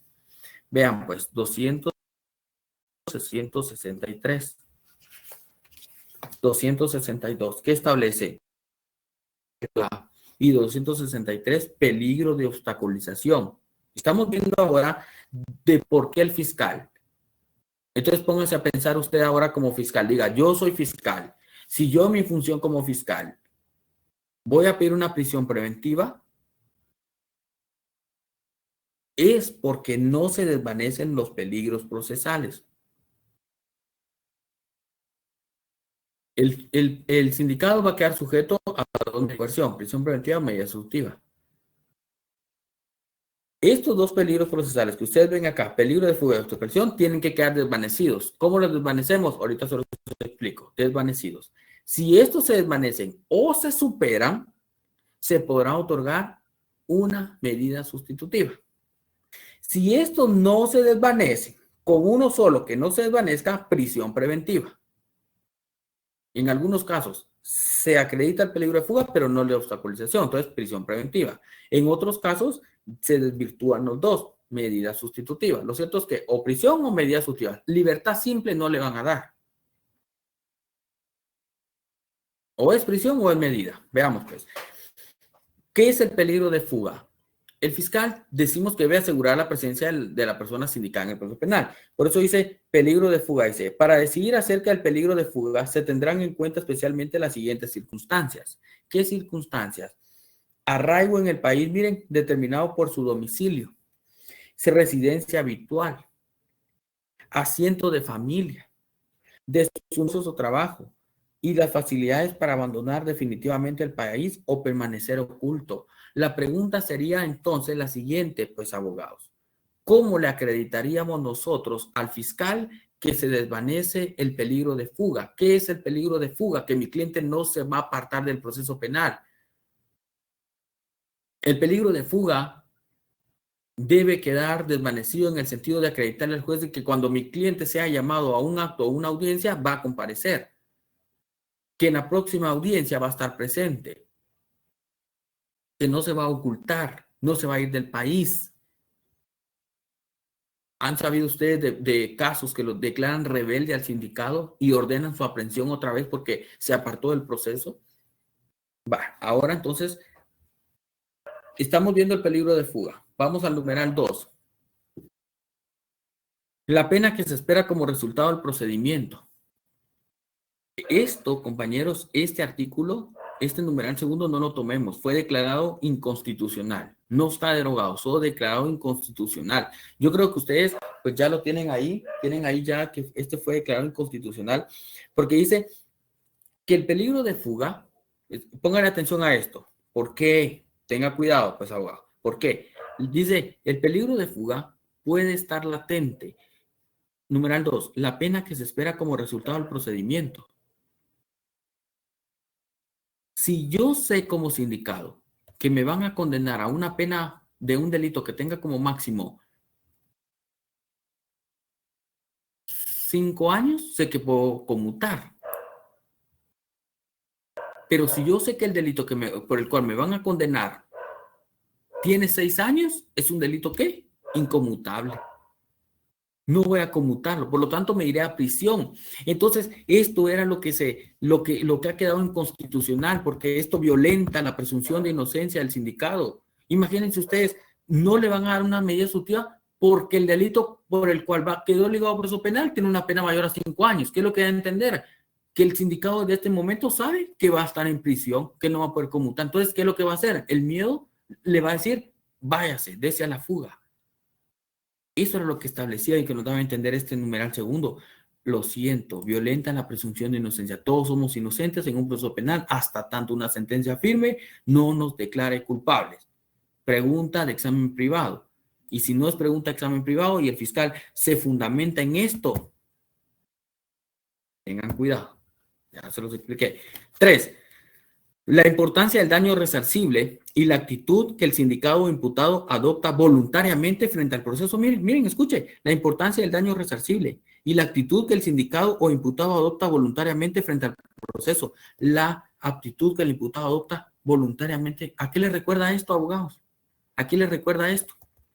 La actitud que ha tenido el sindicado miren, voluntariamente. ¿Se recuerdan de la presentación espontánea? Señor juez, he sabido que hay una orden de aprehensión en mi contra. Vengo y me presento voluntariamente. Aquí estoy. Este es un numeral tercero. ¿Qué es lo que si un sindicado se presenta voluntariamente ante juez, qué es lo que le está dando a entender? Que no se va a apartar del proceso. Aunque lo liguen a proceso penal, no se va a apartar. Así es que si ustedes en algún momento a un cliente lo presentan voluntariamente, este es un fundamento que les va a ayudar para decir, señor juez, no se va a apartar del proceso, tenga cuidado. 4. El comportamiento del sindicado o el imputado durante el procedimiento o en otro anterior. En la medida de que indique su voluntad de someterse a la persecución penal. Este queda en discusión, porque dice, el comportamiento del sindicado o el imputado durante el procedimiento. Está bien, en el procedimiento actual o en otro procedimiento anterior, dice, no podemos argumentar y el fiscal tampoco puede decir, señor juez, fíjense pues, imagínense que el fiscal llegue con esto. Señor juez, prisión preventiva. ¿Por qué? Porque tenemos un antecedente, miren, aquí ya hay un antecedente y un proceso, allá en aquel juzgado estaba ligado por un proceso. ¿Y qué fue lo que pasó?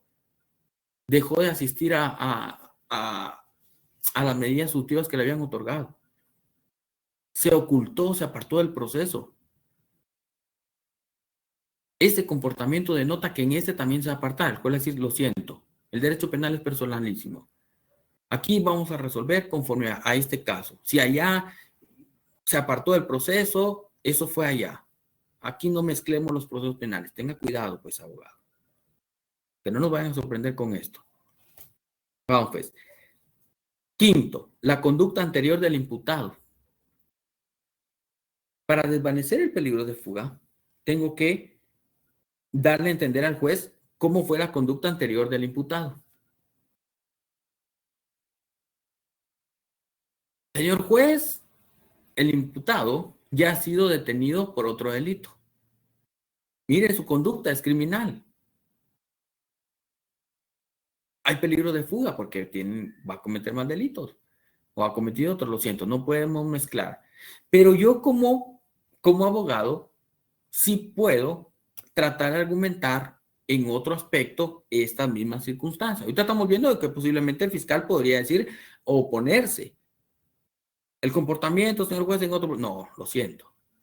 Porque el fiscal lo está viendo desde otro punto de vista. Nosotros veamos desde un punto de vista de defensa ahora cómo podemos permanecer. Por eso les he colocado aquí en la pantalla, miren ustedes, qué documentos puedo presentar para acreditar el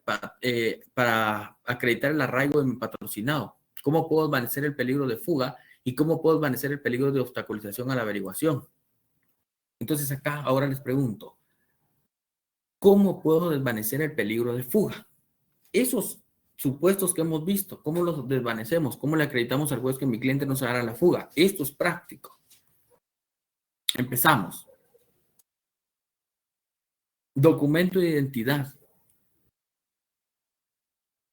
Yo tengo que acreditarle, señor juez, mi cliente es Carlos Pérez, aquí está el documento de identidad. Es él. ¿Eso qué permite? Que no estamos incluyendo datos que sean ficticios. Porque si solo digo yo de palabra que es Carlos Pérez, que se identifica con tal documento, fehaciente no lo estoy haciendo. Hay peligro de fuga porque yo no sé si es otra persona, diría el juez. Pero si ya está el DPI, lo individualizamos, permitimos el arraigo, porque se va a ordenar la detención de esta persona y esta persona se identifica con DPI en cualquier lugar. Bueno, ahora, abogado, les pregunto yo, ¿qué es lo que pasó en aquel caso? Présteme atención, esto es práctica. Aquel mi cliente lo aprendieron, pero cuando lo aprenden, él tenía su documento de identidad, su billetera, y miren, se desapareció. ¿Qué fue lo que pasó? No sé, ya no apareció. Y no me atrevería a decir nada más, solo que se extravió. Pero ahí llevaba su documento de identidad, y el documento de identidad se desapareció, se perdió. Ahora, ¿cómo acredito? Vamos pues, abogados, esto es de ustedes. ¿Cómo acreditarían que su cliente es Carlos Pérez? ¿Cómo lo acreditan?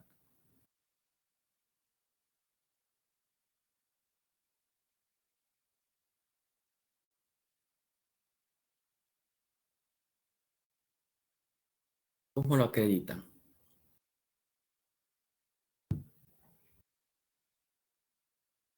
Bueno, es correcto. Está bien. Me van comprendiendo. Eso me gusta. Eso me gusta, que me vayan comprendiendo. ¿Por qué? Porque yo he estado en audiencias en las cuales los abogados, miren ustedes, se los prometo. Se los prometo.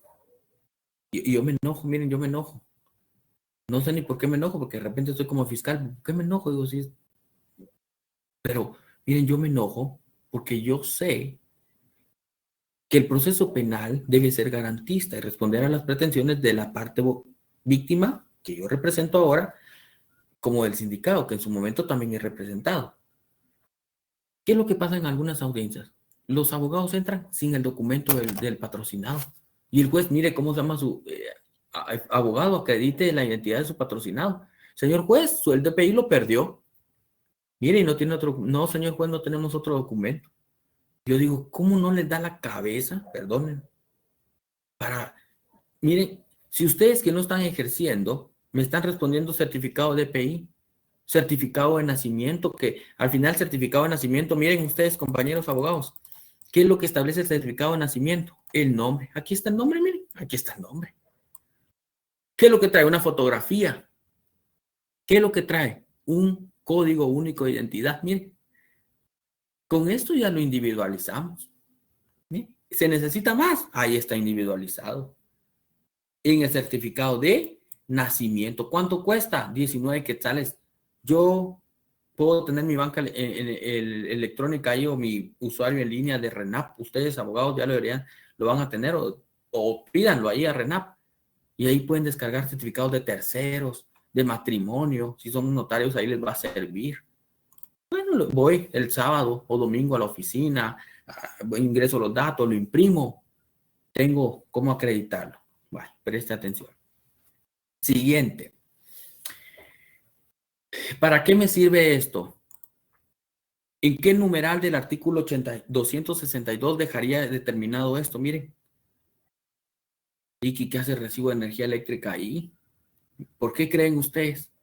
¿Para qué vería yo en este recibo de energía eléctrica? ¿Qué numeral del artículo 262? ¿Qué numeral? ¿Será que el 5, 4, 3, 2, 1? ¿Cuál? Vaya, el 1. Perfecto. Miren, es el 1. Miren, el 1. Ustedes tienen que preguntarse cómo acredito el arraigo de mi cliente. 1. ¿Qué establece el numeral 1? Dice, arraigo en el país determinado por el domicilio. Residencia habitual. ¿Dónde vive? Y escuche esto. La residencia habitual, escuche esto, abogado. La residencia habitual no es aquella en la cual yo le diga, señor juez, Pedro Pérez vive en esta dirección. Yo tengo que acreditarle que Pedro Pérez es residencia habitual y que es habitual. Que nosotros le demostremos al juez que mi cliente ha vivido ahí desde antes de su detención. Porque algunos confundimos y creemos que la residencia habitual o el arraigo es donde la persona va a vivir sujeta al proceso penal, y eso no es así. Tengan cuidado. No es demostrarle al juez dónde va a vivir ahora la persona. Porque hay personas que no tienen un domicilio establecido. No sé si ustedes se han dado cuenta de esto. ¿Dónde va a residir? ¿Dónde residía desde antes? Su residencia habitual. ¿Cuál es su residencia habitual? ¿Será que si usted se va el fin de semana a Antigua Guatemala y alquila un hotel, esa es su residencia habitual? No, yo se lo fui de paso. Sí, esa no es su residencia habitual, donde usted acredite.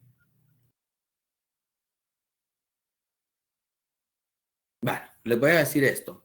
Dice, y una declaración jurada se podría. La declaración jurada sí se puede, Gabriela, pero queda mucha discusión en la práctica, porque es decir, yo declaro bajo juramento que vivo y he vivido en tal lugar. Pero ahorita les voy a decir esto. Vean pues, vean el recibo de energía eléctrica. Aquí entonces vamos a decir nosotros, y este recibo, miren, no me va a faltar, no me puede faltar en la práctica. Si ustedes no lo presentan en la práctica, pierden la medida sustitutiva. Tengan cuidado. Por eso se lo estoy colocando. Miren, recibo de energía eléctrica. Aquí, ¿qué es lo que dice? ¿Que vive en dónde? En la Tercera Avenida. Presten atención a esto. Luego preguntamos. Tercera Avenida, 15-40, dice que vive. Miren. Ahora, yo quiero que ustedes sean analíticos desde un inicio de esta audiencia. ¿Se recuerdan cuando inició la audiencia? Nosotros aquí lo vimos, cuando inició la audiencia. Aquí. ¿Se recuerdan el inicio de la audiencia en las advertencias preliminares? Cuando nosotros dijimos, el juez ya conoce el sindicado, lo individualizó y etcétera. El nombre, miren qué le preguntó, su lugar de residencia. Le dijo, sindicado, ¿usted dónde vive? Ah, señor juez, yo vivo allá en el kilómetro 18, carretera al Atlántico.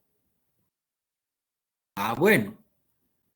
¿Qué recibo le estamos presentando? Un recibo en la Tercera Avenida, 15-40, la zona 1.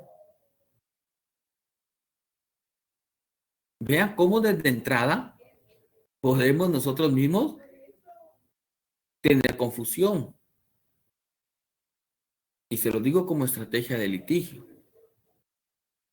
Porque a veces nosotros tenemos esa errada idea de demostrar al juez dónde va a vivir ahora que es ligado al proceso, no es su residencia habitual. La residencia habitual, ¿dónde era? Kilómetro 18, carretera al Atlántico.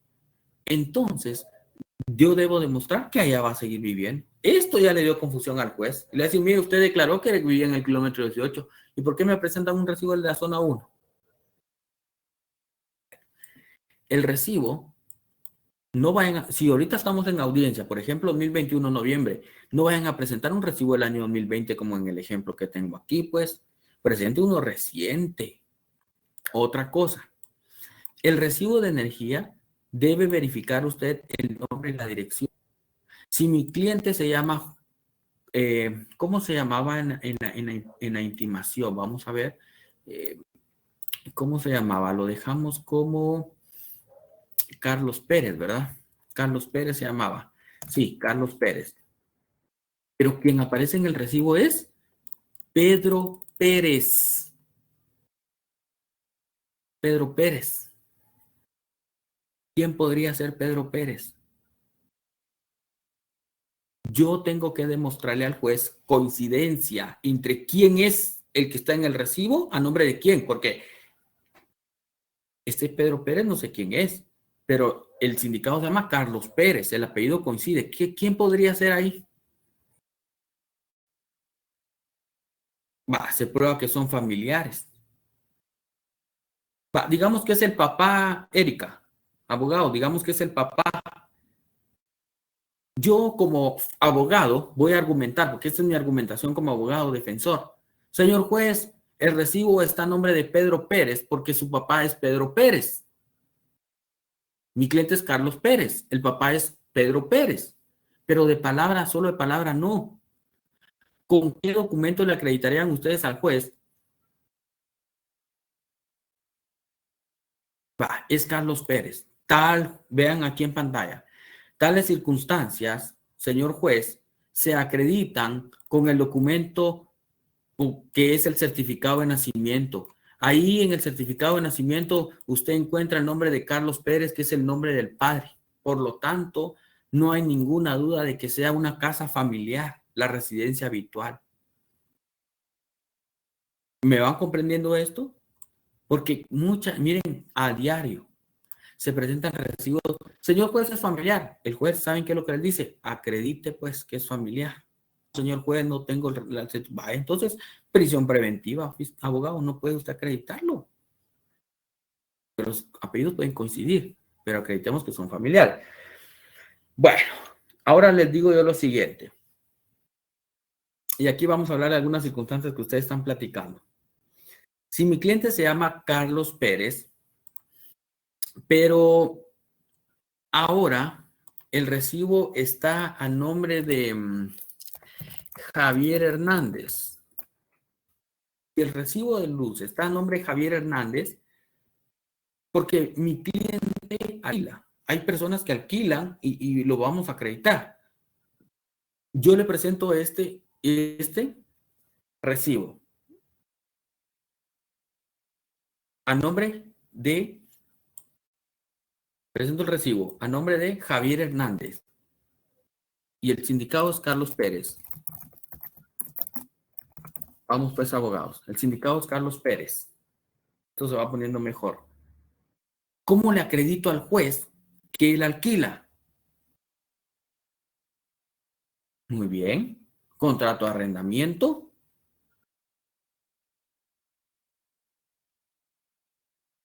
Y si no hay contrato de arrendamiento, Erika, abogados, piensen. Si no hay contrato de arrendamiento, ¿cómo acreditan ustedes eso? Miren, eso no es, la ley no lo establece. Pero ya empecemos a pensar como abogados. ¿Cómo acreditarían ustedes? Bueno, dice, declaración jurada. Está bien. Está bien la declaración jurada. Pero Luis, tenga cuidado, porque la declaración jurada es muy buena, sí. Pero tenga cuidado, porque solo con la declaración jurada pueda que el juez le otorgue o no. Eso queda en discusión en la práctica. Pueda que sí o pueda que no. Ok. Por ejemplo, en la MUNI Misco extienden una constancia de residencia. Miren, puede ser, ¿verdad, Gabriela? Eso Gabriela lo sabe porque posiblemente pues conoce sobre la municipalidad o porque sea vecina. Entonces ella sabe. Ella como abogada va a saber, puedo ir a la MUNI.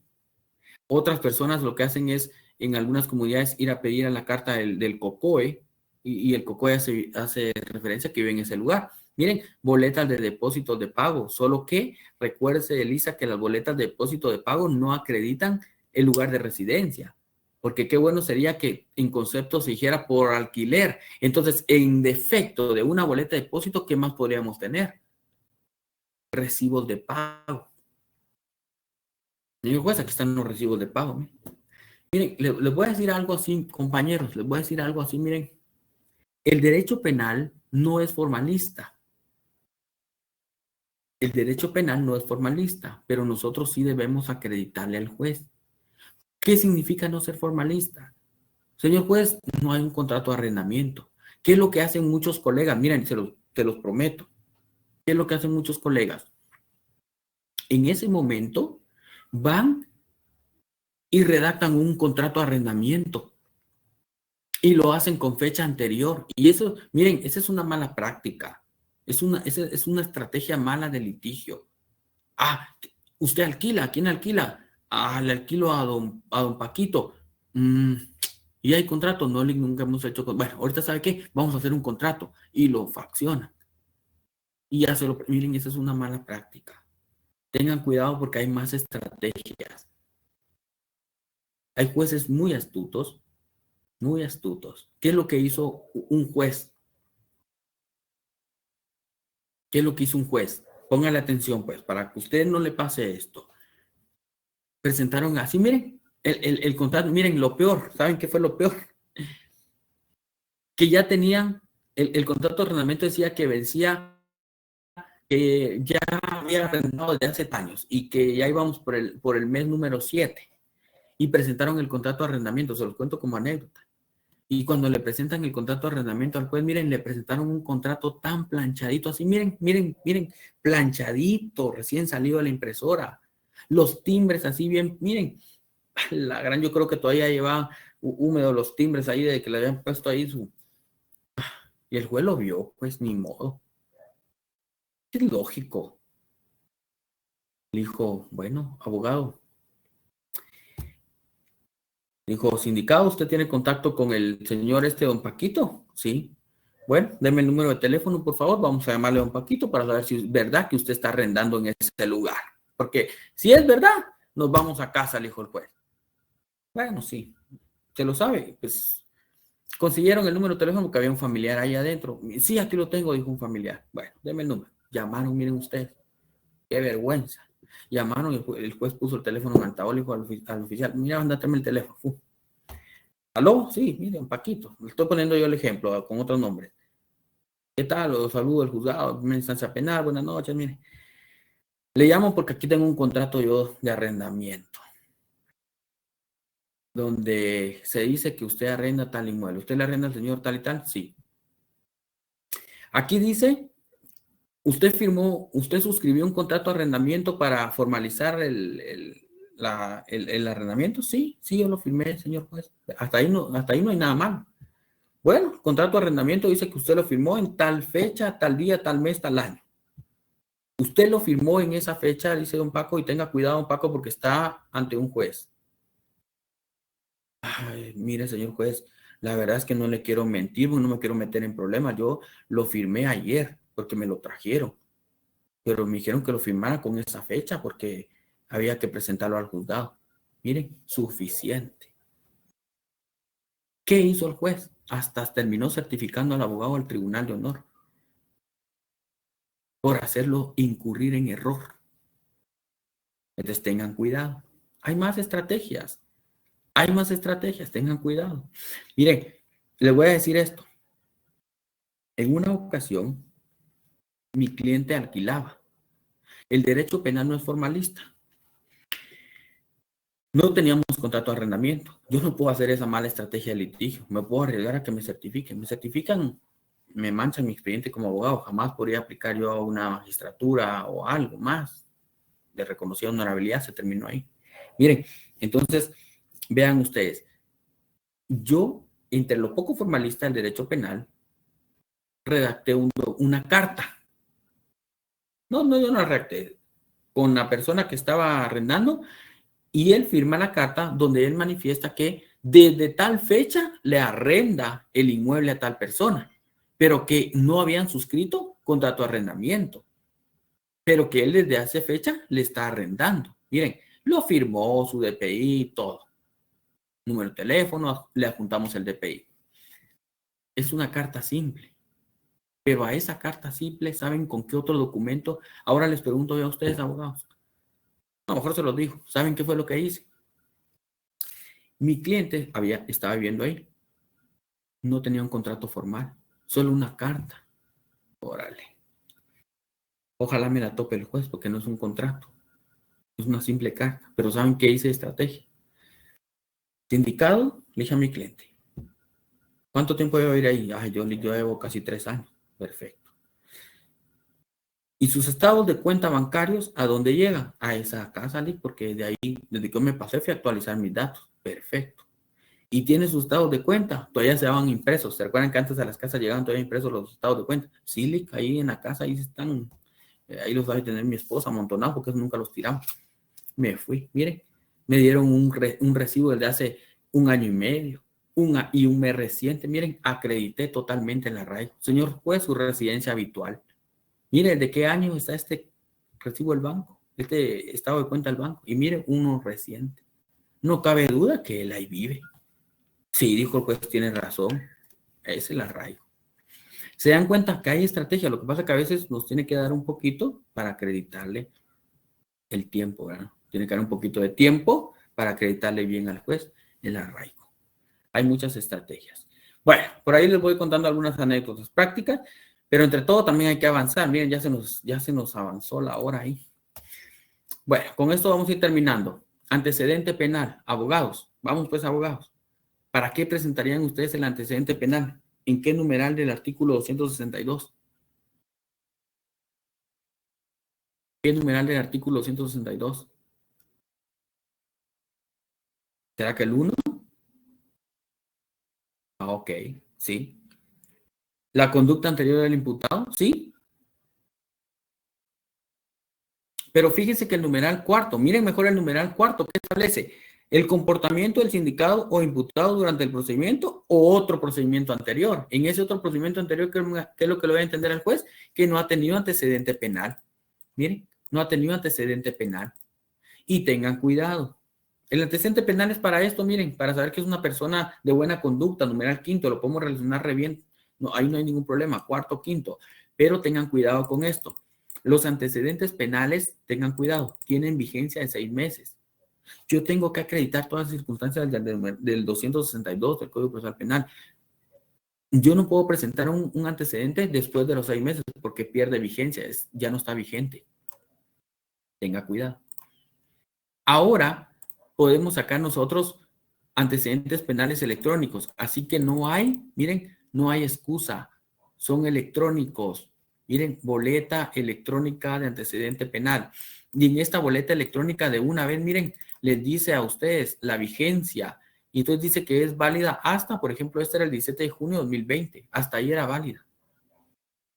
Si no, miren, si ya se ha pasado ese tiempo, mejor no lo presenten porque te van a complicar a ustedes más. Otro que puede ser es el antecedente policíaco, como dice Gabriela. Aquí está. Pero este policíaco no me interesa más el penal. El policíaco es accesorio al penal, nos ayuda también para el comportamiento anterior. Sin embargo, me interesa más el penal, porque estamos en un proceso penal, pero lo podemos presentar. Recuérdense que este también tiene una vigencia. Cuando hemos buscado un empleo, recuérdense que miramos la vigencia. En los trabajos son abusivos los empleadores, porque dice, con no menos de 3 meses. ¿Cómo que no menos? ¿Cuál es la vigencia? 6 meses, pero son abusivos. Pensarán que uno tiene dinero para estar sacando cada rato cuando uno está buscando un trabajo, ¿verdad? Bueno, vamos a lo siguiente. Cartas de recomendación tenemos que presentar, miren, ¿cuál es el numeral que ustedes dejarían esto? Igual, numeral cuarto o numeral quinto. Cartas de recomendación. ¿Y qué van a recomendarle a ILIC? Bueno, van a recomendar que la persona es de buenas costumbres. Miren, como que alguien cuando les dice a ustedes, mira vos, recomendame, dame una carta de recomendación, es que voy a buscar un empleo. Va, está bueno. ¿Qué es lo que hace usted? Que es una persona de buenos principios, honrada, trabajadora, honesta, que ha sido de buenas costumbres o una buena conducta. Esto refleja una buena conducta anterior a su aprehensión. Y que la persona tiene que tener el nombre, firmar el DPI y no olviden ustedes colocar el número telefónico de la persona que está recomendando. Pero tampoco olviden ustedes, porque si solo presentan esta carta de recomendación, ¿qué es lo primero que les va a refutar el fiscal y qué es lo primero que va a pensar el juez? ¿Será que existe esta persona o se la inventaron? No, señor juez, esta persona existe. ¿Cómo lo acredito? Porque le voy a adjuntar el documento personal de identidad y el número telefónico. Miren, se los prometo, hay jueces que se toman la molestia, llaman a las personas.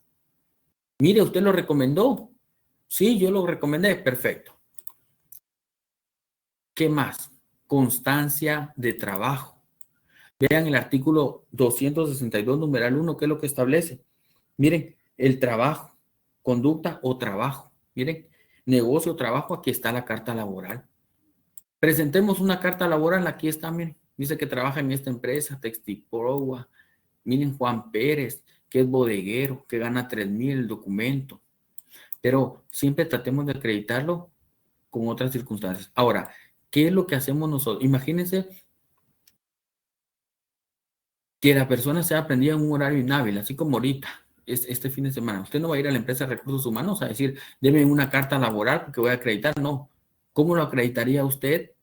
Abogados, ¿cómo acreditarían ustedes que su cliente trabaja en un lugar? ¿Cómo lo podrían acreditar? Imagínense ustedes, piensen. ¿Cómo lo podrían acreditar?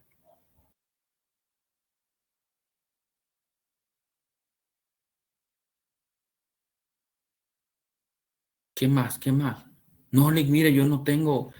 ¿Qué le dirían a usted? Mire, cuenta con esto, cuenta con lo otro. Porque esto es ahorita. Tenemos 18 horas. ¿Esto es de actuar ahora o se va a prisión? Ah, excelente. Eso piensen ustedes. Eso piensen ustedes, abogados. O actúan ahorita o su cliente se va a prisión. Entonces, hay que pensar, ¿qué hago? Bueno, miren, me gusta esto, me gusta. Dice, con cheques, puede ser, si tiene copia de cheques de la empresa, boletas de pago, perfecto, puede ser. Estados de cuenta, sí. Alguna identificación, carnet, dice Diana, perfecto, Diana. Con el carnet, aquí está, señor juez. Mi cliente no podemos tener una constancia laboral, pero aquí está su carnet de empleado. Mire, señor juez, él trabaja en tal empresa. Él lo porta. Suficiente acredito. Planilla del IX, miren, en la página del CUI, en la página del CUI porque aparece dónde trabaja, ¿verdad? ¿Qué profesión tiene? Sí, miren, hay un montón de circunstancias que ustedes puedan acreditar. Es que es comerciante, ¿cómo lo acredita? Que tenga la patente. Es que es comerciante, ok, con el RTU. Se dan cuenta que hay mecanismos para acreditar el arraigo de mi cliente. Vea qué importante esto que estamos platicando ahora. ¿Qué más tenemos aquí? Otros documentos, mire. Aquí en otros documentos usted incluye lo que usted considere. Si quiere la declaración jurada, preséntela. Es que mi cliente tiene un título de perito contador, adjúntelo. Es que mi cliente tiene el título de abogado, adjúntelo. Ha recibido cursos de corte y confección, adjúntelo. ¿Por qué? Porque eso le acreditan su comportamiento en la sociedad. Nos está presumiendo su título, dice, ya les presumí el carnet hoy y ya les estoy presumiendo el título otra vez ahí, miren. Entonces, ¿qué es lo que les quiero dar a entender a ustedes? Estudien para que ustedes presuman también ese título, ¿verdad? Entonces, y ahí pues estaríamos acreditando el arraigo de nuestro patrocinado. Con esto es suficiente, miren, es práctico. Ustedes, el código, ahora les pregunto, ¿el Código Procesal Penal establece que tengo que acreditar esto? No lo establece. Y si yo no aprendo bien la práctica, por lo menos ahorita, que estemos aprendiendo ahorita, ya la práctica ya los va a orientar a ustedes, pero por lo menos. Miren, ahí está. Así que ya los he dejado avanzados yo para su primera declaración. Con esto me despido. El peligro de obstaculización, artículo 163 del Código Procesal Penal. ¿Qué es obstaculizar? Es que dentro del proceso penal no se pueda influir con, por ejemplo, con testigos. Miren el 263 que establece. Para decidir acerca del peligro de obstaculización a la averiguación de la verdad se tendrá en cuenta especialmente la sospecha que el imputado podría, 263, numeral 1, destruir, modificar, ocultar, suprimir, falsificar elementos de prueba. El fiscal le deberá acreditar al juez cómo debe de destruir, modificar, ocultar o suprimir. Y yo, abogado, le acredito al juez cómo no puede destruir, modificar, ocultar o suprimir. 2. Influir en coimputados, testigos o peritos. Eso el fiscal debe explicarle al juez y nosotros abogados estar atentos. ¿Cómo se va a influir en un testigo? ¿Cómo se va a influir en la víctima? Para que ya no comparezca. Dice, para que se comporte de manera desleal o reticente, que ya no comparezca al proceso, que se siente intimidado. Pero no es solo de palabra. El fiscal debe decirle, señor juez, mire, esta y esta circunstancia orienta. Yo, abogado, señor juez, por esta y esta circunstancia no se dará. 3. Inducir a otros en tales comportamientos. El peligro de fuga, con esto terminamos, se acredita con documentos. ¿Ya se dieron cuenta de esto? El peligro de fuga con documentos. El peligro de obstaculización a la averiguación se acredita con argumentación y con algunos documentos que puedan relacionarse. Les voy a poner un ejemplo. Un peligro de fuga en un caso de delito flagrante, cuando a la víctima le despojan de sus pertenencias. El sindicado la conoce personalmente, sabe quién es, o un delito cualquiera que sea, donde ha tenido intervención personal. Ahí hay peligro de obstaculización porque conocen a la víctima, etc. En un caso, imagínense esto. Este caso, veamos de la zona 1. Quien cometió el delito, Juan Pérez, vive en la zona 18. Juan Pérez vive en la zona 18. Y la señorita Clotilde vive en Villanueva. Quienes son de la capital saben que son dos lugares distintos, rutas, distintas rutas. Cuando nuestro cliente, imagínense ahora a dónde vamos a regresar, a la declaración del sindicado. Cuando mi cliente declaró, nosotros lo interrogamos y le dijimos, usted, sindicado, ¿qué hacía en la Sexta Avenida? Ah, es que yo iba a buscar trabajo. Sindicado, ¿cuántas veces frecuenta usted la zona 1? No, yo nunca, solo ese día. Perfecto. Cuando la señorita Clotilde declara ante el Ministerio Público en acta ministerial que fue un elemento de convicción, ¿se recuerdan que lo mencionó Erika? Y se le preguntó al fiscal, ¿qué hacía usted en la zona 1? Ella dijo, yo iba a la Contraloría General de Cuentas de la zona 1. Ok. ¿Con qué frecuencia visita la zona 1? Fue la única vez en el año y vamos en el año número 7, julio. Ahora, les pregunto. El fiscal dice, señor juez, pueden cruzarse en el camino y eso orientaría a que mi clienta se sienta intimidada. Les pregunto a ustedes, abogados, si ya vimos dos circunstancias, vean dos circunstancias. Uno, que la sindicada vive en Villanueva porque ya se acreditó en el acta ministerial de declaración. Dos, que mi cliente vive en zona 18 y eso lo acredité con el recibo de energía eléctrica que le di al juez y allá vive mi cliente. ¿Será que va a entorpecer la investigación o se van a volver a chocar o actuar para que actúen de manera reticente? No. Dos, cuando interroguemos a nuestro cliente, cuando declare, le vamos a preguntar. Usted le preguntaría esto. A ver, Carlos Pérez, usted luego, no va a decir antes de cometido el delito. No. Antes de que la policía lo aprendiera a usted por el supuesto delito que le intimaron, ¿usted ya conocía o había visto a la señorita Clotilde? No, jamás en mi vida, diría el sindicado. ¿Qué es lo que le está dando a entender? Que no la conoce. Sindicado, ¿usted sabe dónde vive la señorita Clotilde en el interrogatorio? No, jamás la había visto. Perfecto. ¿Qué es lo que le estamos dando a entender al juez? Que no va a haber obstaculización. En este momento me va a servir eso. Porque el señor juez no se conoce. Son localidades distintas donde vive. Bueno, compañeros, hay mucho de qué hablar en esta primera declaración. Hasta el momento la vamos a dejar porque si no, no dormimos hoy. Así es que, bueno, ¿cómo se sienten? Ustedes me dicen. Todavía nos va a faltar la última parte de la primera declaración y entramos a la etapa intermedia. Pero ¿cómo estamos hasta el momento? Todavía se durmieron. ¿Cómo estamos? ¿Estamos bien? ¿Aprendieron? ¿Me van comprendiendo?